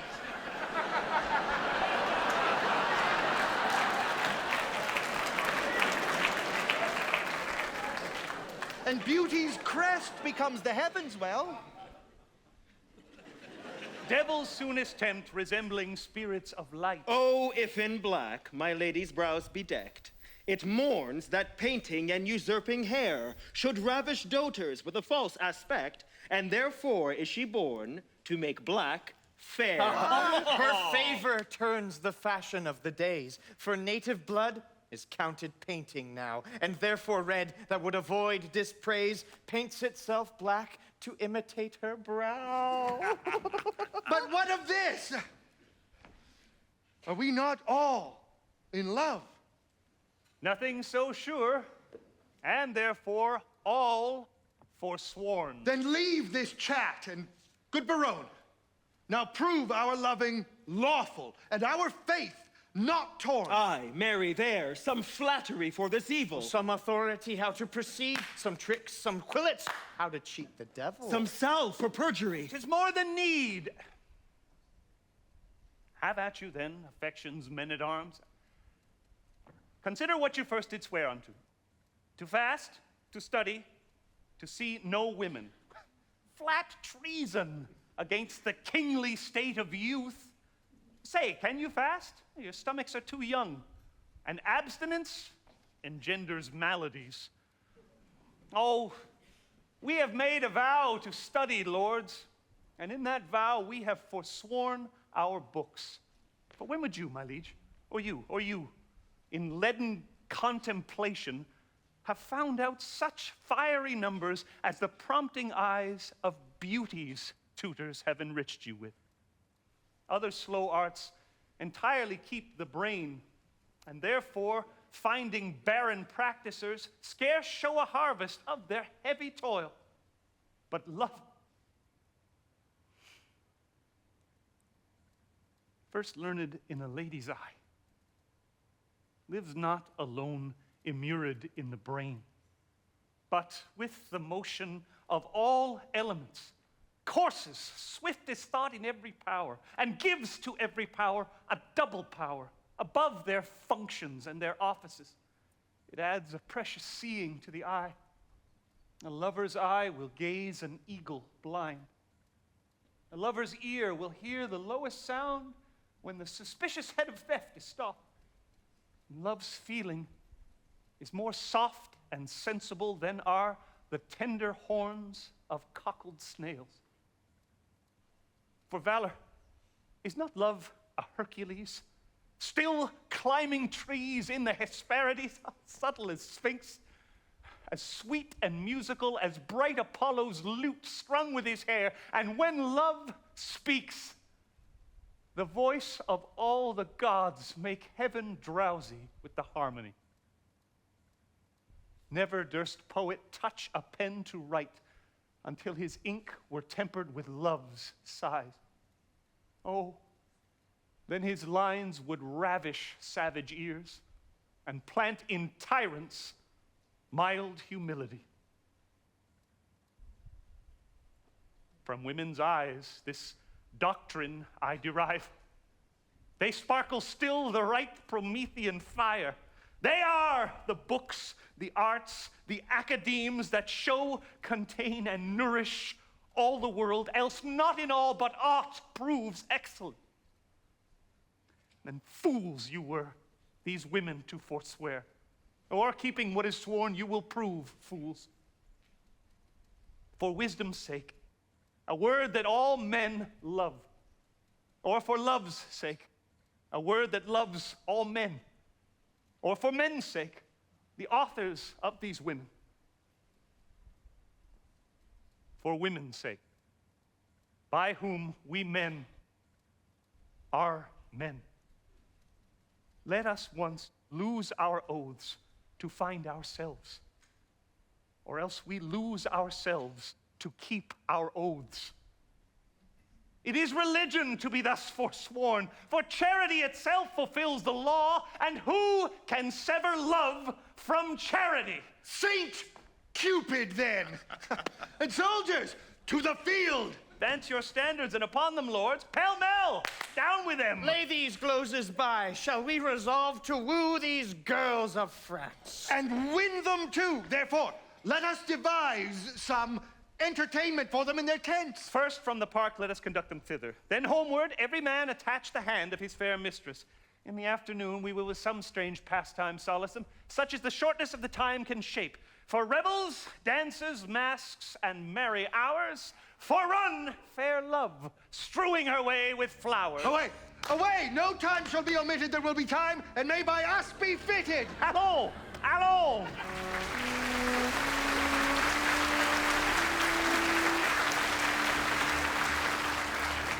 Sowed cockle reap no corn, and justice always whirls in equal measure. Light wenches may prove plagues to men forsworn. If so, our copper buys no better treasure.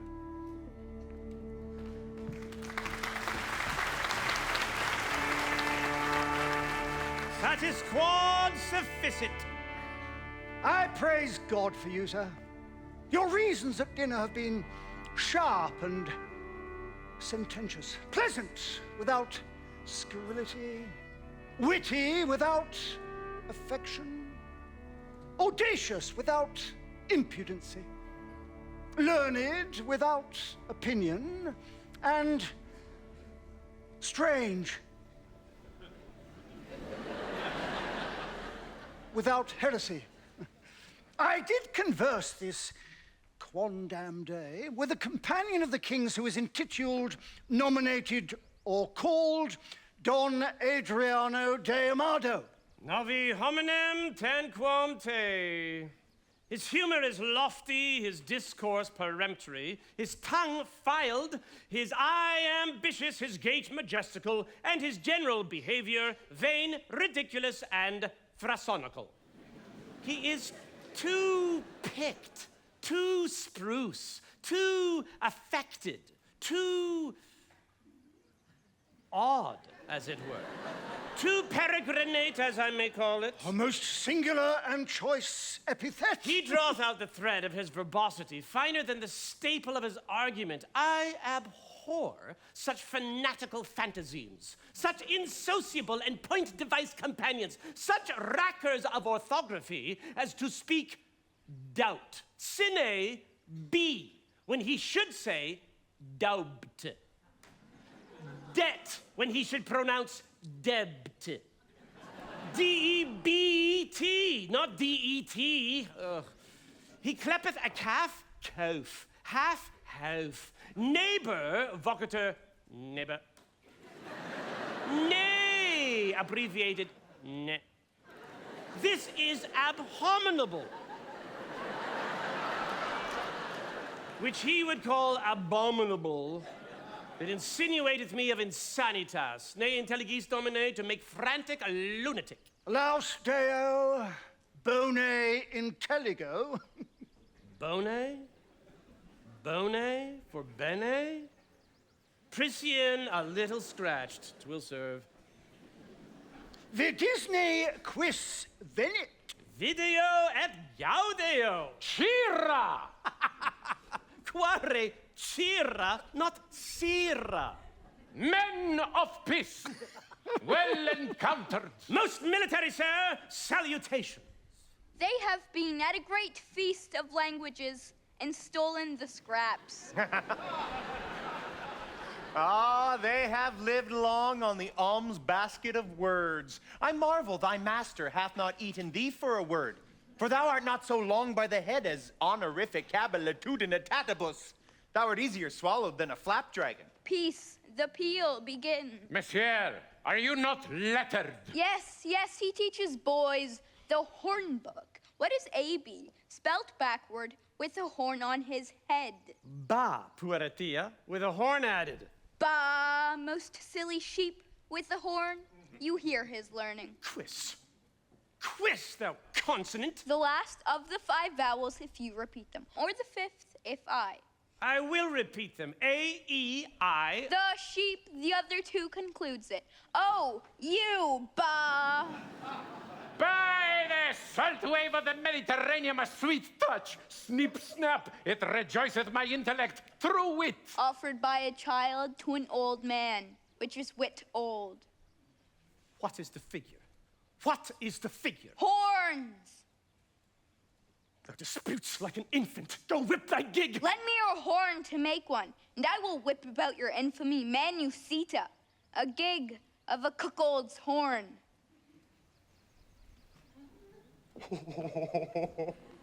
And I had but 1 penny in the world, thou shouldst have it to buy gingerbread. Hold, there is the very remuneration I had of thy master. Thou halfpenny purse of wit, thou pigeon egg of discretion. Oh, and the heavens were so pleased that thou wert but my bastard. What a joyful father wouldst thou make me.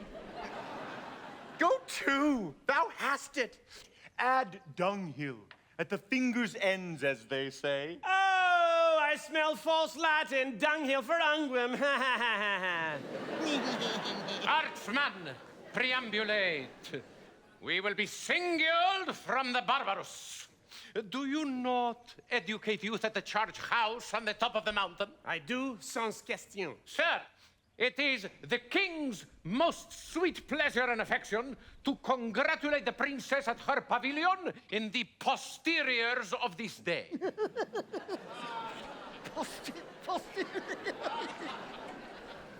Which the rude multitude call the afternoon.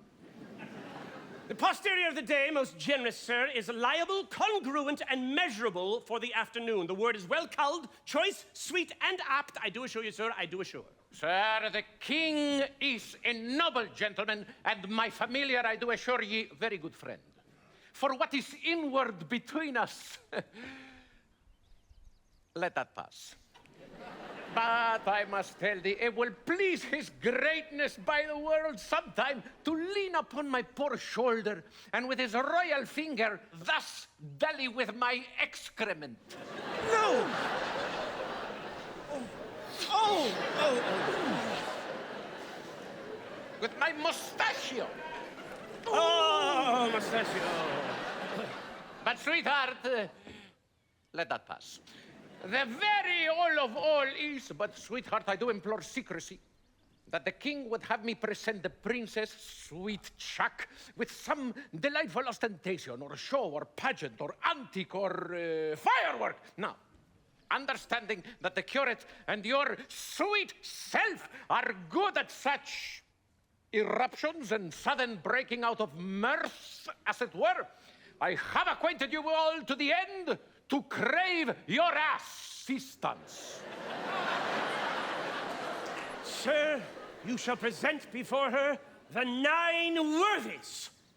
Sir Nathaniel, as concerning some entertainment of time, some show in the posterior of this day, to be rendered by our assistants, the king's command and this most gallant, illustrate, and learned gentleman before the princess, I say none so fit as to present the 9 worthies. But where will you find men worthy enough to present them? Joshua, yourself. Myself, Judas Maccabeus, and this most gallant gentleman, Hector. The swain, because of his great limb or joint, shall pass Pompey the Great. The page... Hercules! Pardon, sir, error. He is not quantity enough for that worthy's thumb. He is not so big as the end of his club. Shall I have audience? He shall present Hercules in minority. His enter and exit shall be strangling a snake. For the rest of the worthies. I will play 3 myself. Thrice worthy gentlemen. Shall I tell you a thing? We attend. We will have, if this fadge not, an antique. I beseech you, follow. Via Goodman Dull, thou hast spoken no word all this while. Nor understood none neither, sir. Allons, we will employ thee. I'll make one in a dance or so, or I will play on the tabor to the worthies and let them dance the hay.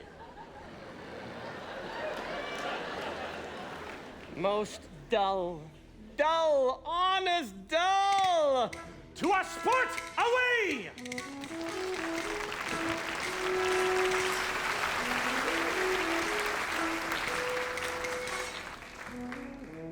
Sweethearts, we shall be rich ere we depart, if fairings come thus plentifully in. A lady walled about with diamonds. Look ye what I have from the loving king. Madam, came nothing else along with that? Nothing but this.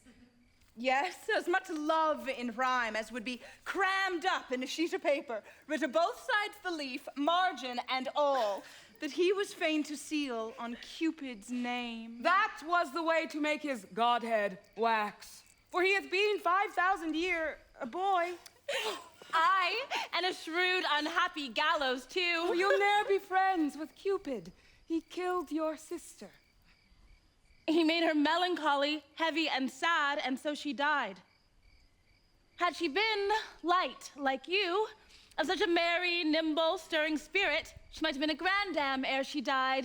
And so may you, for a light heart lives long. What's your dark meaning, mouse, of this light word? A light condition and a beauty dark. We need more light to find your meaning out. You'll mar the light by taking it in snuff. Therefore, I'll darkly end the argument. Look what you do. You do it still of the dark. So do not you, for you are a light wench. Indeed. I weigh not you, and therefore light. You weigh me not. Oh, that you care not for me. Great reason for past cure, but still past care. Well bandied both.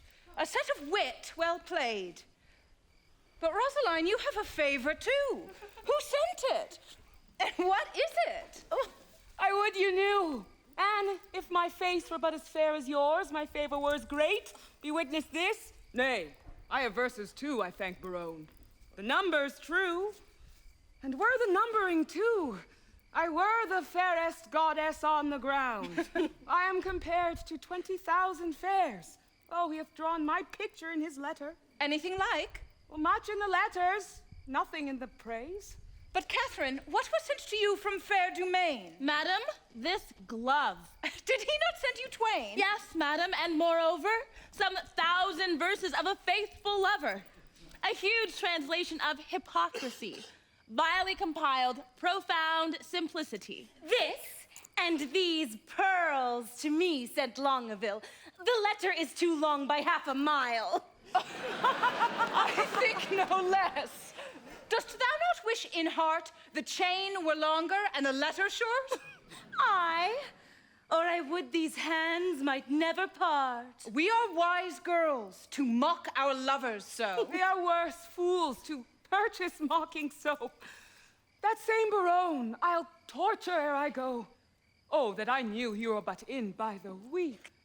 How I would make him fawn and beg and seek and wait the season and observe the times and spend his prodigal wits in bootless rhymes and shape his service wholly to my hests and make him proud to make me proud that jests.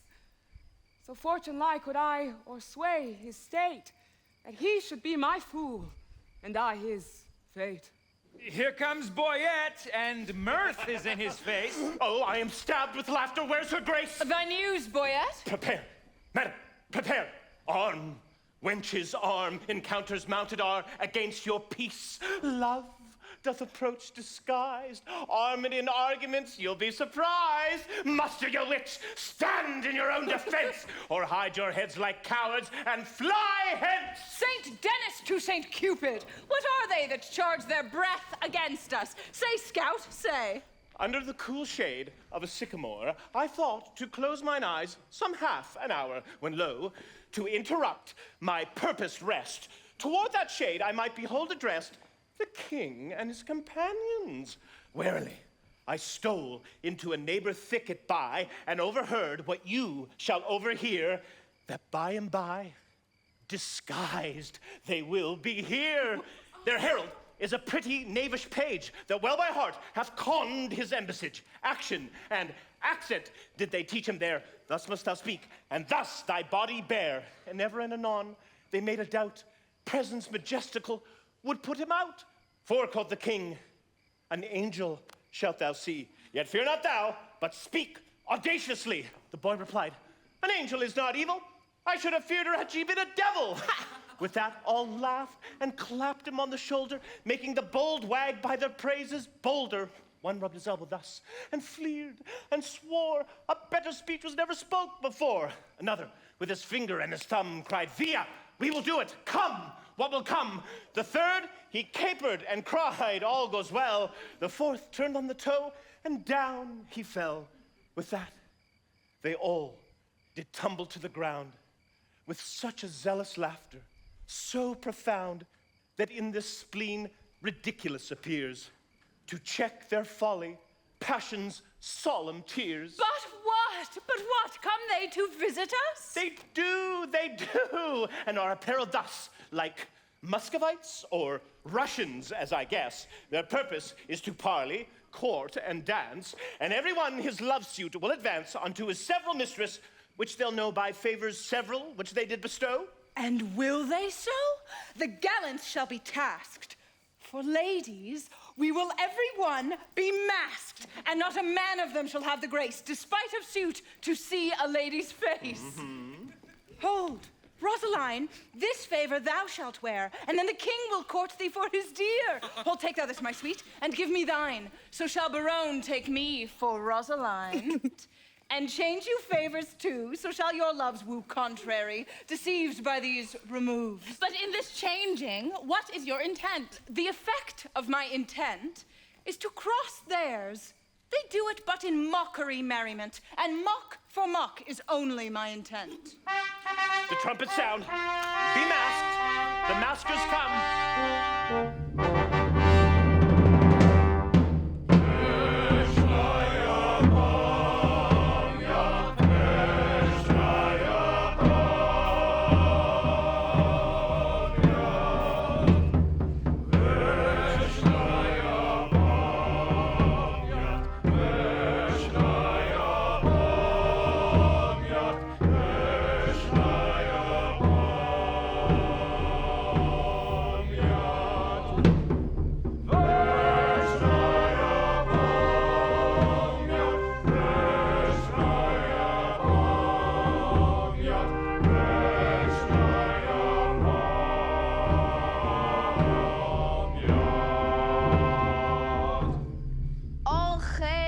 Richest beauties on the air. Beauties no richer than rich taffeta.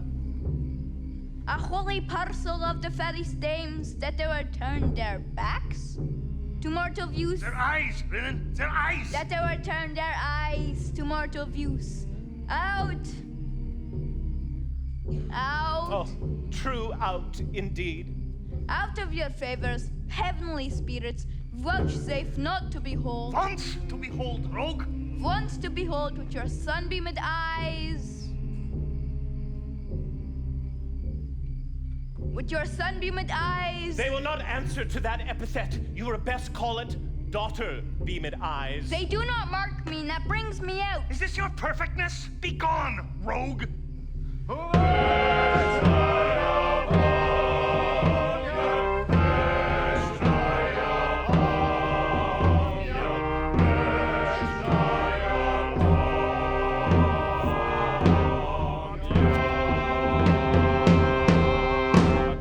What would these strangers? Know their our language, 'tis our will that some plain man recount their purposes. Know what they would. What? Would you? With the princess? Say to her, we have measured many miles to tread a measure with her on this grass. She hears for herself. How many weary steps of many weary miles you have o'ergone are measured in the travel of 1 mile? We measure nothing that we spend for you. Our duty is so rich, so infinite, that we may do it still without account. Vouchsafe to show the sunshine of your face, that we, like savages, may worship it. My face is but a moon, and clouded too. Blessed are clouds to do as such clouds do.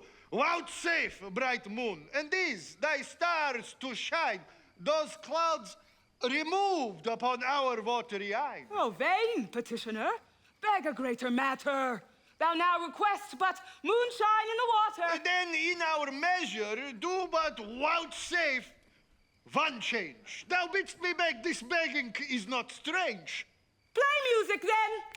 Nay, you must do it soon, or not yet, no dance. Thus change I like the moon. Will you not dance? How come you thus estranged? You took the moon at full, but now she's changed. Yet still she is the moon, and I the man. The music plays, vouchsafe some motion to it. Our ears vouchsafe it. But your legs should do it. Since you are strangers and come here by chance, we'll not be nice, take hands. We will not dance. Why take me hands then? Only to part friends. Curtsy, sweethearts. And so the measure ends. More measure of this measure. Be not nice. We can afford no more at such a price. If you deny to dance, let's hold more chat. In private, then? I am best pleased with that.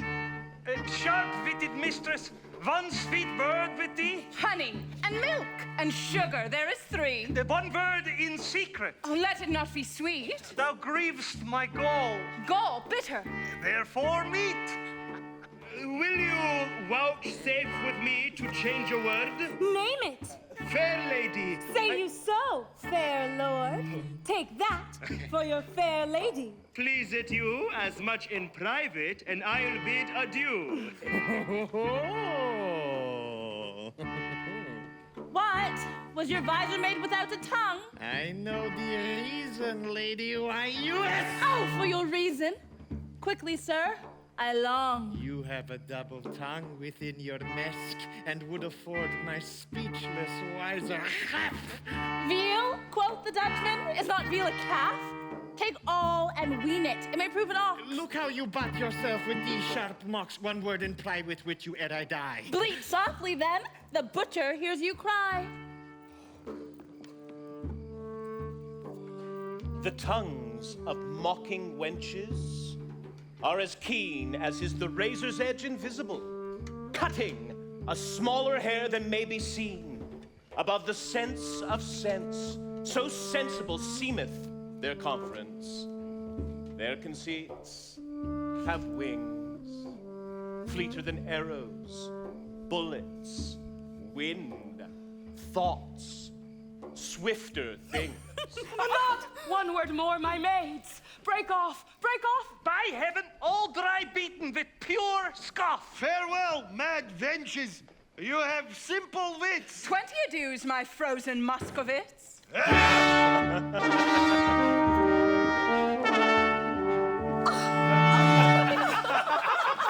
these the breed of wits so wondered at? Tapers they are, with your sweet breasts puffed out. Oh, will they not think you hang themselves tonight? Or ever but in visors show their faces? This pert Barone was out of countenance quite. Ah, they were all in lamentable cases. But will you hear? The king is my love, sworn. And quick Barone hath plighted faith to me. And Longaville was for my service born. Domain is mine, as sure as bark on tree.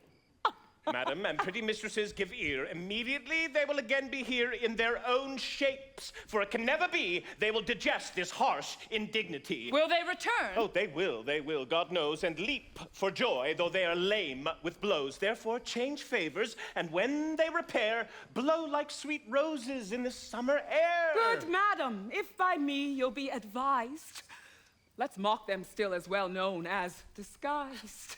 Let us complain to them what fools were here disguised like Muscovites in shapeless gear, and wonder what they were and to what end their shallow shows and prologue vilely penned, and their rough carriage so ridiculous should be presented at our tent to us. Ladies, beware, the gallants are at hand. Fleet than our wits, as rose runs o'er the land. All hail, sweet madam, and fair time of day. Fair in all hail is foul, as I conceive. Construe my speeches better, if you may. Then wish me better. I will give you leave. We came to visit you, and now propose to lead you to our court. Vouchsafe it, then. This field shall hold me, and so hold your vow. Nor God nor I delights in perjured men. Now by my maiden honor, yet as pure as the unsullied lily, I protest. A world of torments though I should endure, I would not yield to be your house's guest. So much I hate a breaking cause to be, of heavenly oaths vowed with integrity. Oh, you have lived in desolation here, unseen, unvisited, much to our shame. Not so, my lord. It is not so, I swear. We have had pastime here and pleasant game. A mess of Russians left us but of late. How, madam? Russians? Aye, in truth, my lord, trim gallants full of courtship and of state. Madam, speak true. It is not so, my lord, but my lady to the manner of the days and courtesy gives undeserving praise. We four indeed confronted were with foreign Russian habit. Here they stayed an hour and talked apace, and in that hour, my lord, they did not bless us with one happy word. I dare not call them fools, but this I think, when they are thirsty, fools would fain have drink. This jest is dry to me. My gentle sweet, your wits make wise things foolish. When we greet with eyes best seeing, heaven's fiery eye, by light we lose light.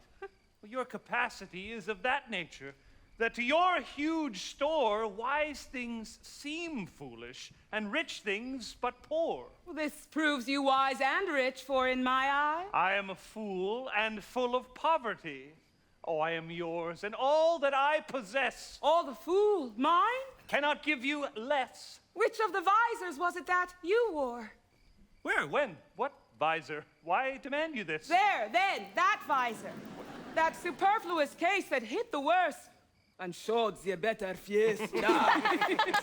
We were descried. They'll mock us now downright. Let us confess and turn it to a jest. Amazed, my lord. Why looks your highness sad? Oh, help hold his brows, he'll swoon. Why look you pale? Seasick, I think, coming from Muscovy. Thus pour the stars down plagues for perjury. Can any face of brass hold longer out? Here stand I, lady. Dart thy skill at me. Bruise me with scorn. Confound me with a flout. Thrust thy sharp wit quite through my ignorance. Cut me to pieces with thy keen conceit, and I will wish thee never more to dance, nor never more in Russian habit wait. Oh, never will I trust to speeches penned, nor to the motions of a schoolboy's tongue, nor come in visor to my friend, nor woo in rhyme like a blind harper's song. Taffeta phrases, silken terms precise, three-piled hyperboles, spruce affectations, figures pedantical. These summer flies have blown me full of maggot ostentation. I do forswear them, and I here protest by this soft glove, how soft the hand, God knows, henceforth, my wooing mind shall be expressed in russet yeas and honest Kersey nose. And to begin, wench, so God help me, law, my love to thee is sound. Sans crack or flaw. Sans, I pray you. Yet I have a trick of the old rage. Bear with me, I'm sick. I'll leave it by degree. Soft, let us see. All right, Lord, have mercy on us on these three. they are infected. In their hearts it lies. They have the plague, and caught it of your eyes. These lords are visited, you are not free. For the Lord's tokens on you, do I see? No, they are free that gave these tokens to us. Our states are forfeit. Seek not to undo us. It is not so. For how can this be true that you stand forfeit, being those that sue? Peace, for I will have naught to do with you. Nor shall not, if I do as I intend. Speak for yourselves. My wit is at an end. Teach us, sweet madam, for our rude transgression, some fair excuse. The fairest is confession. Were not you here, but even now disguised? Madam, I was. And were you well advised? I was, fair madam. When you then were here, what did you whisper in your lady's ear? That more than all the world I did respect her. When she shall challenge this, you will reject her. Upon mine honor, no. Peace, peace, forbear. Your oath once broke, you force not to forswear. Despise me when I break this oath of mine. I will, and therefore keep it. Rosaline, what did the Russian whisper in your ear? Madam, he swore that he did hold me dear as precious eyesight, and did value me above this world, adding thereto, moreover, that he would wed me or else die. My lover. God give thee joy of him. The noble lord most honorably doth uphold his word. What mean you, madam? By my life, my troth, I never swore this lady such an oath. By heaven, you did. And to confirm it plain, you gave me this. But take it, sir, again. My faith and this, the princess I did give. I knew her by this jewel on her breast. Pardon me, sir. This jewel did she wear? And Lord Baron, I thank him, is my dear. What? Will you have me, or your pearl again? Neither of either. I remit both twain.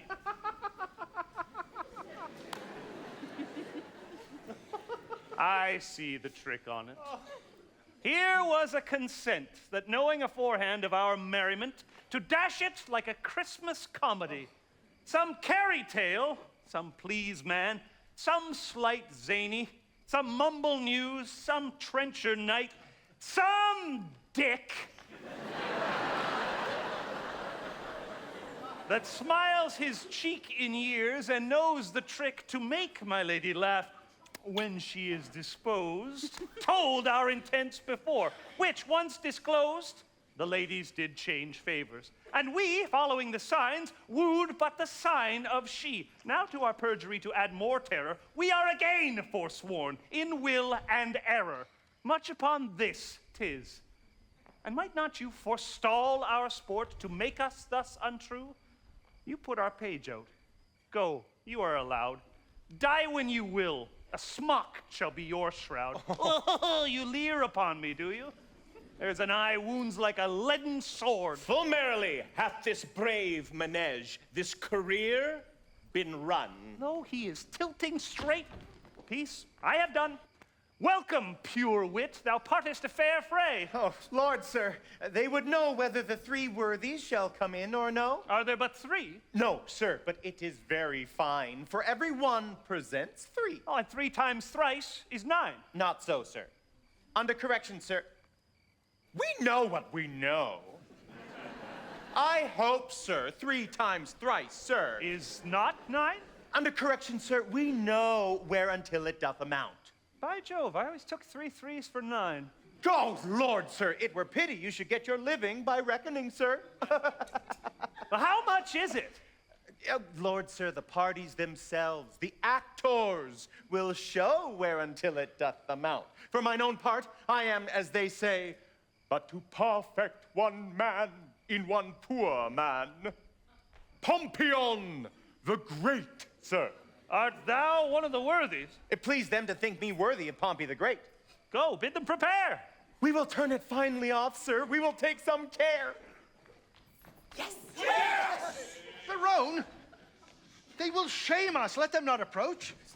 We are shame-proof, my lord. And 'tis some policy to have one show worse than the king's and his company. I say they shall not come. Oh, nay, my good lord, let me o'errule you now. That sport best pleases that doth least know how. Where zeal strives to content, and the contents dies in the zeal of that which it presents. Their form confounded makes most form in mirth, when great things laboring perish in their birth. A right description of our sport, my lord. Anointed! I implore so much expense of thy royal sweet breath as will utter a brace of words. Doth this man serve God? Why ask you?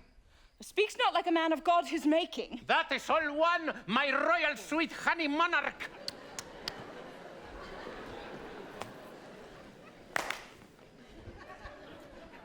But I protest. The schoolmaster is exceeding fantastical. Too vain. Too vain.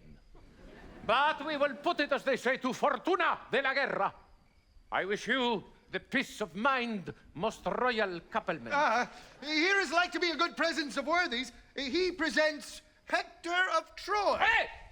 The swain Pompey the Great, the parish curate Alexander, Armado's page Hercules, the pedant Judas Maccabeus.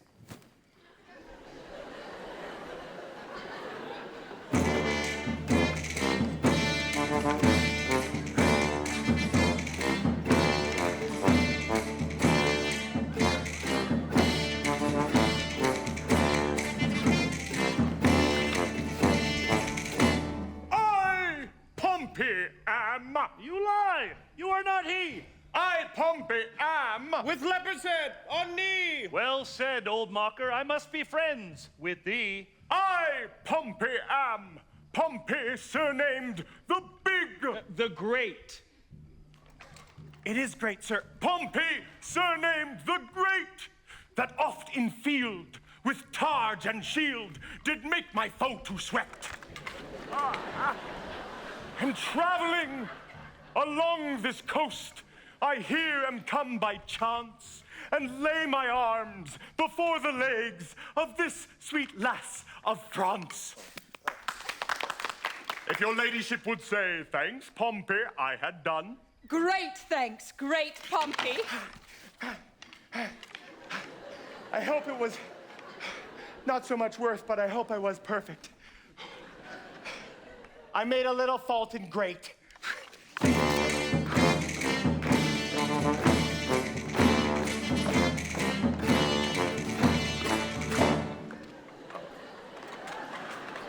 My hat to a halfpenny, Pompey proves the best worthy.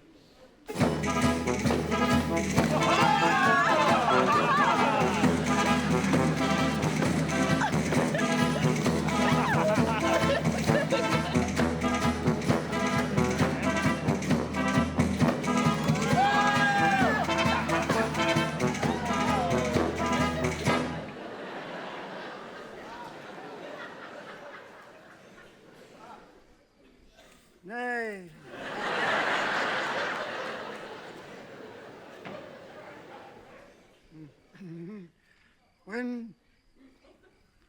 When in the world I lived, I was the world's commander. By east, west, and north and south, I spread my conquering might. My scutcheon plain declares that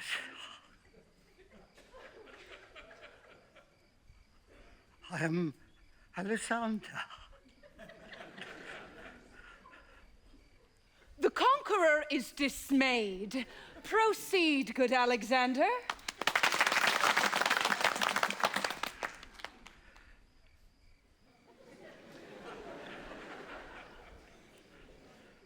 When in the world I lived, I was the world's commander. Pompey the Great! Your servant, sir!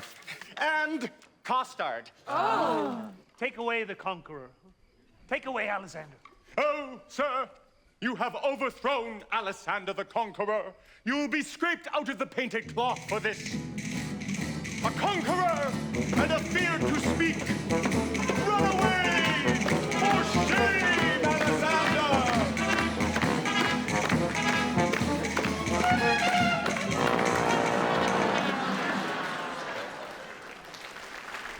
There, and shall please you a foolish, mild man, an honest man, look you, and soon dashed.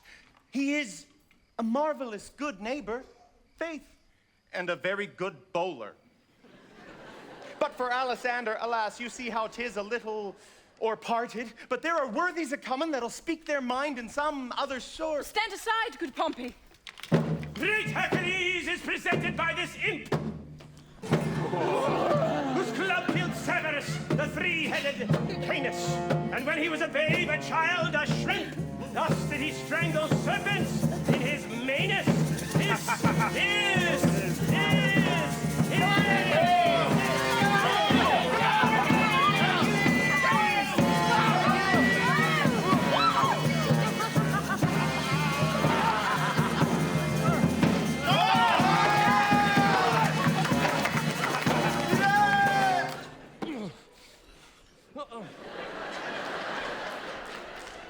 Keep some state in thy exit and vanish.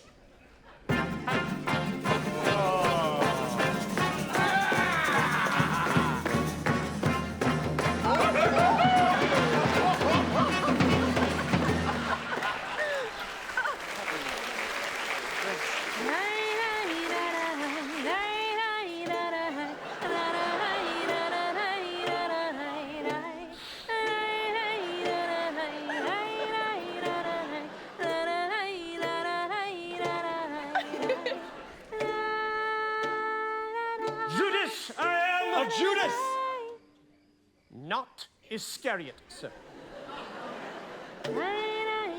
Judas I am, Eclipid Maccabeus. A Judas Maccabeus clipped is plain Judas. A kissing traitor. How art thou proved, Judas?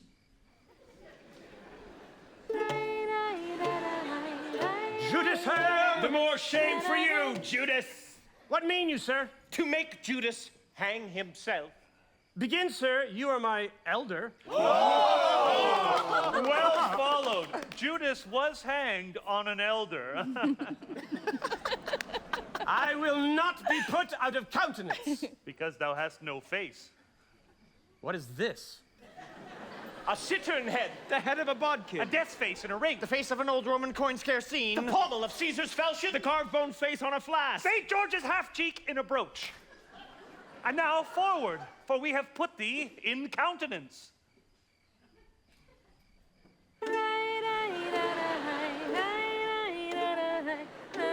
You have put me out of countenance. False.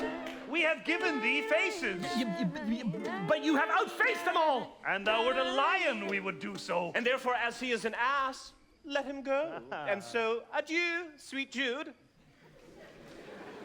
Hey, why dost thou stay? For the latter end of his name. For the ass to the Jude. Well, give it him. Jude ass! Away!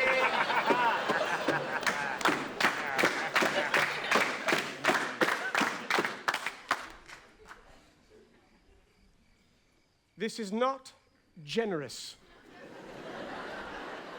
Not gentle. Not humble. A light for Monsieur Judas. It grows dark, he may stumble. Alas, poor Maccabeus, how hath he been baited?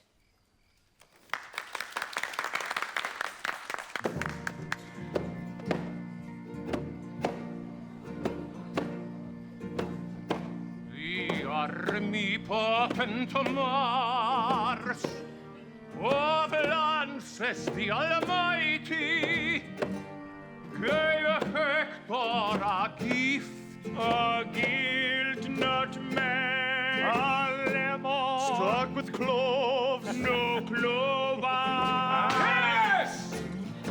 The army potent Mars, of lances the Almighty, gave Hector a gift, the heir of Ilion, a man so breathed that certain he would fight, yea, from sword until night out of his pavilion.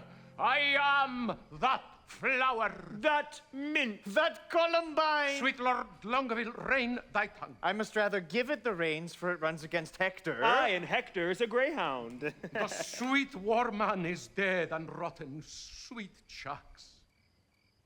Beat not the bones of the buried. When he breathed, he was a man. But I will forward with my device. Sweet Majesty, bestow on me the sense of hearing. Speak, brave Hector, we are much delighted. I do adore thy sweet grace's slipper. Loves her by the foot. He may not by the yard. These Hector far surmounted Hannibal. The party is gone. Fellow Hector, she is gone. She's 2 months on her way. What meanest thou? Faith! Unless you play the honest Trojan, the poor wench is cast away. She's quick. The child brags in her belly already. 'Tis yours. Oh. Dost thou infamonize me among potentates? Thou shalt die! Then shall Hector be whipped for Jaconetta, that is quick by him, and hanged for Pompey, that is dead by him. Most rare Pompey. Renowned Pompey. Greater than great, great, great, great Pompey. Pompey the Huge. Hector trembles. Pompey is moved. Hector will challenge him. By the North Pole, I do challenge thee. I will not fight with a pole like a northern man. I'll slash. I'll do it by the sword. I pray you, let me borrow my arms again. Room for the incensed worthies. I'll do it in my shirt. Master, let me take you a buttonhole lower. Do you not see Pompey is uncasing for the combat? One minute you will lose your reputation. Gentlemen and soldiers, pardon me. I will not combat in my shirt. You may not deny it. Pompey hath made the challenge. Sweet bloods, I both may and will. What reason have you for it? The naked truth of it is, I have no shirt. I go worldward for penance. True. And it was enjoined him in Rome for want of linen, since when all be sworn. He wore none but a dish cloud of Jaconettas, and that it wears next his heart for a favor.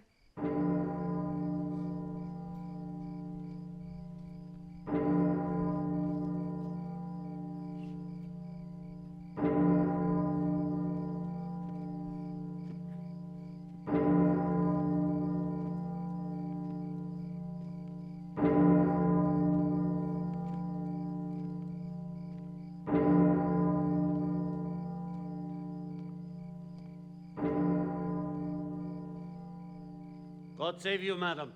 Welcome, Marcaday, but that thou interruptst our merriment. I am sorry, madam, for the news I bring is heavy in my tongue. The king, your father, dead for my life. Even so, my tale is told. The worthies away. The scene begins to cloud. For mine own part, I breathe free breath. I have seen the day of wrong through the little hole of discretion, and I will right myself like a soldier. How fares your majesty? Boyette, prepare, we will away tonight. Madam, not so, I do beseech you. Stay. Prepare, I say. I thank you, gracious lords, for all your fair endeavors, and entreat out of a new sad soul that you vouchsafe in your rich wisdom to excuse or hide the liberal opposition of our spirits. If over boldly we have borne ourselves in the converse of breath, your gentleness was guilty of it. Farewell, worthy lord. A heavy heart bears not a nimble tongue. Yet, though the morning brow of progeny forbid the smiling courtesy of love, the holy suit which fain it would convince, let not the cloud of sorrow jostle it from what it purposed, since to wail friends lost is not by much so wholesome profitable as to rejoice at friends but newly found. I understand you not. My griefs are double. Honest, plain words best pierce the ear of grief, and by these badges understand the king. For your fair sakes have we neglected time, played foul play with our oaths. Your beauty, ladies, hath much deformed us, fashioning our humors even to the opposite end of our intents. And what in us hath seemed ridiculous, put on by us, if by your heavenly eyes have misbecomed our oaths and gravities, those heavenly eyes that look into these faults suggested us to make. Therefore, ladies, our love being yours, the error that love makes is likewise yours. We to ourselves prove false by once being false, forever to be true to those that make us both. Fair ladies, you. We have received your letters, full of love, your favors, the ambassadors of love, and in our maiden council rated them at courtship, pleasant jest, and courtesy, as bombast and as lining to the time. But more devout than this in our respects have we not been, and therefore met your loves in their own fashion, like a merriment. Our letters, madam, showed much more than jest. So did our looks. We did not quote them so.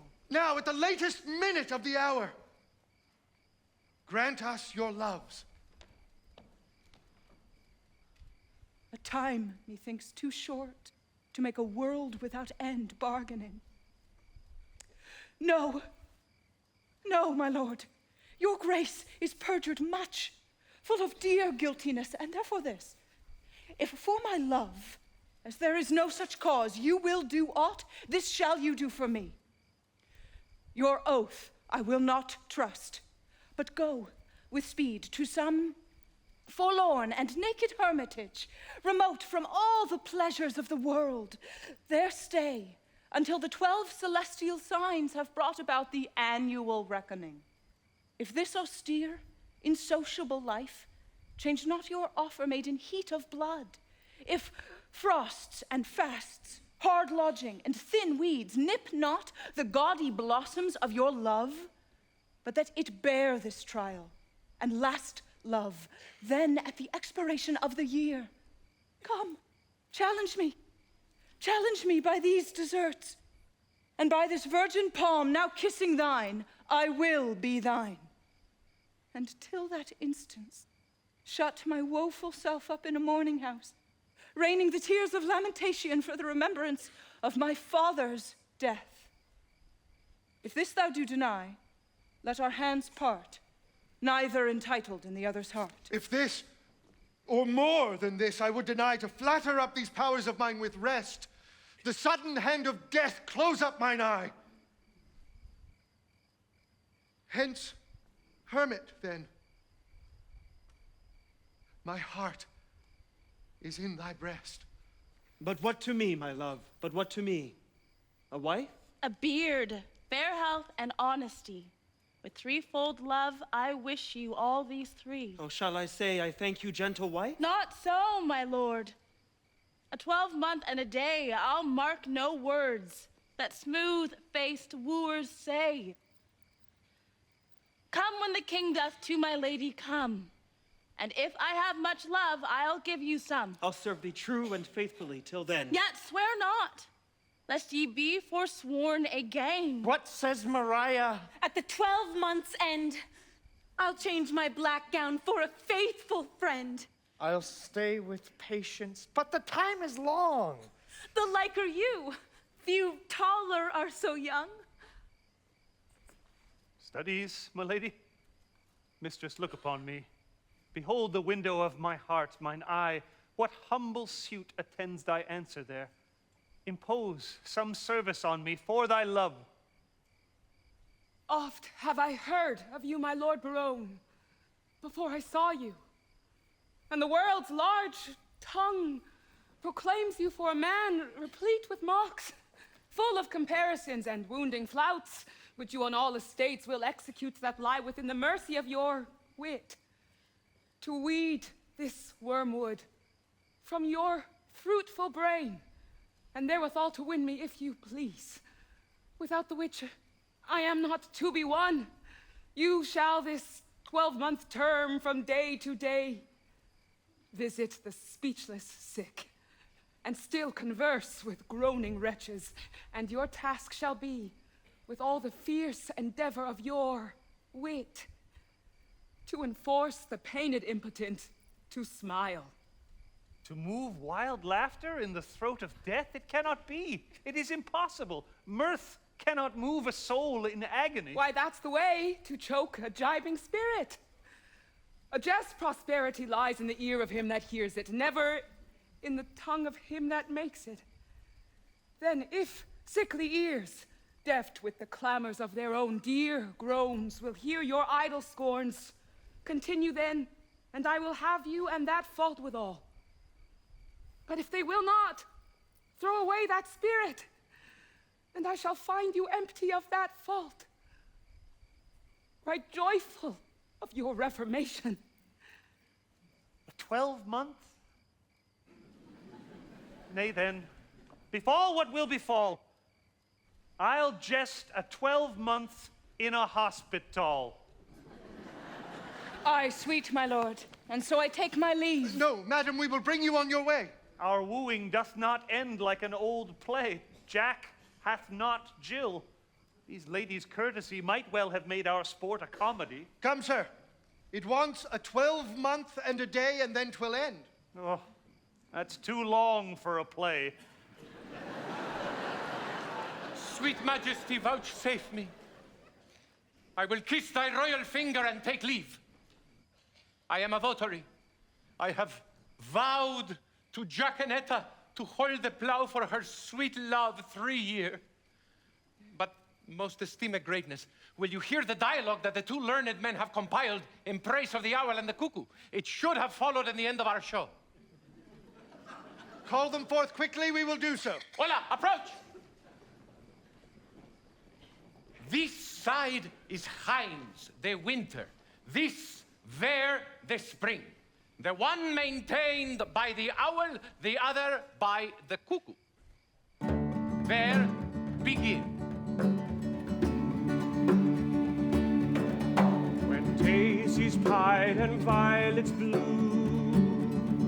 and lady smocks all silver white, and cool buds with yellow hue, to paint the meadows with delight. The cuckoo then on every tree mocks married men, for thus sings he.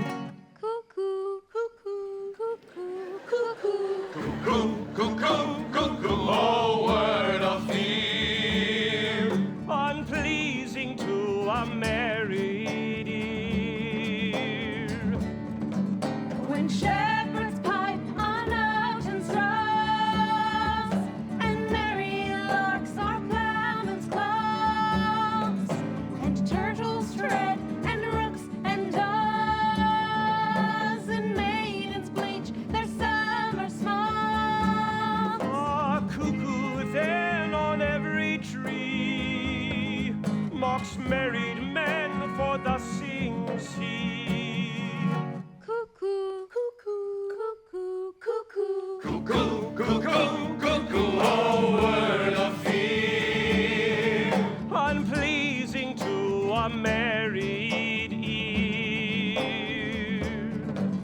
When icicles hang by the wall, and Dick the shepherd blows his nail, and Tom bears logs into the hall, and milk comes frozen home in pail. When blood is nipped and waste be foul, then nightly sings the staring owl. To wit, To who? To wit. To who? To who, to wit, to who, a merry note. While greasy Joan doth kill the pot.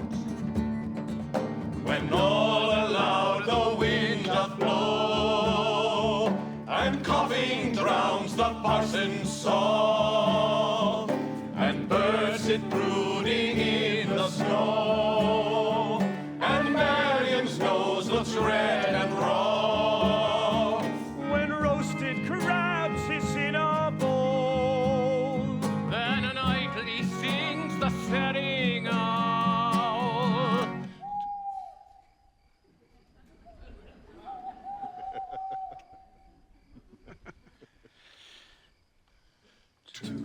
To wit, to who, a merry note. While greasy Joan doth kill the pot. When all aloud the wind doth blow,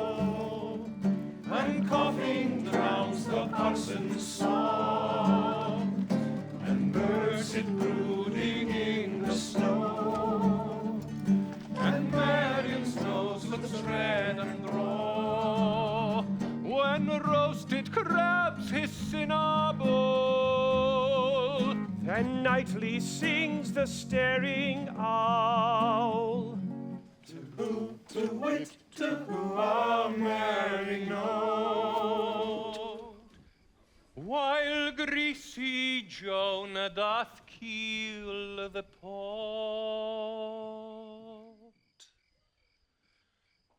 The words of Mercury are harsh after the songs of Apollo.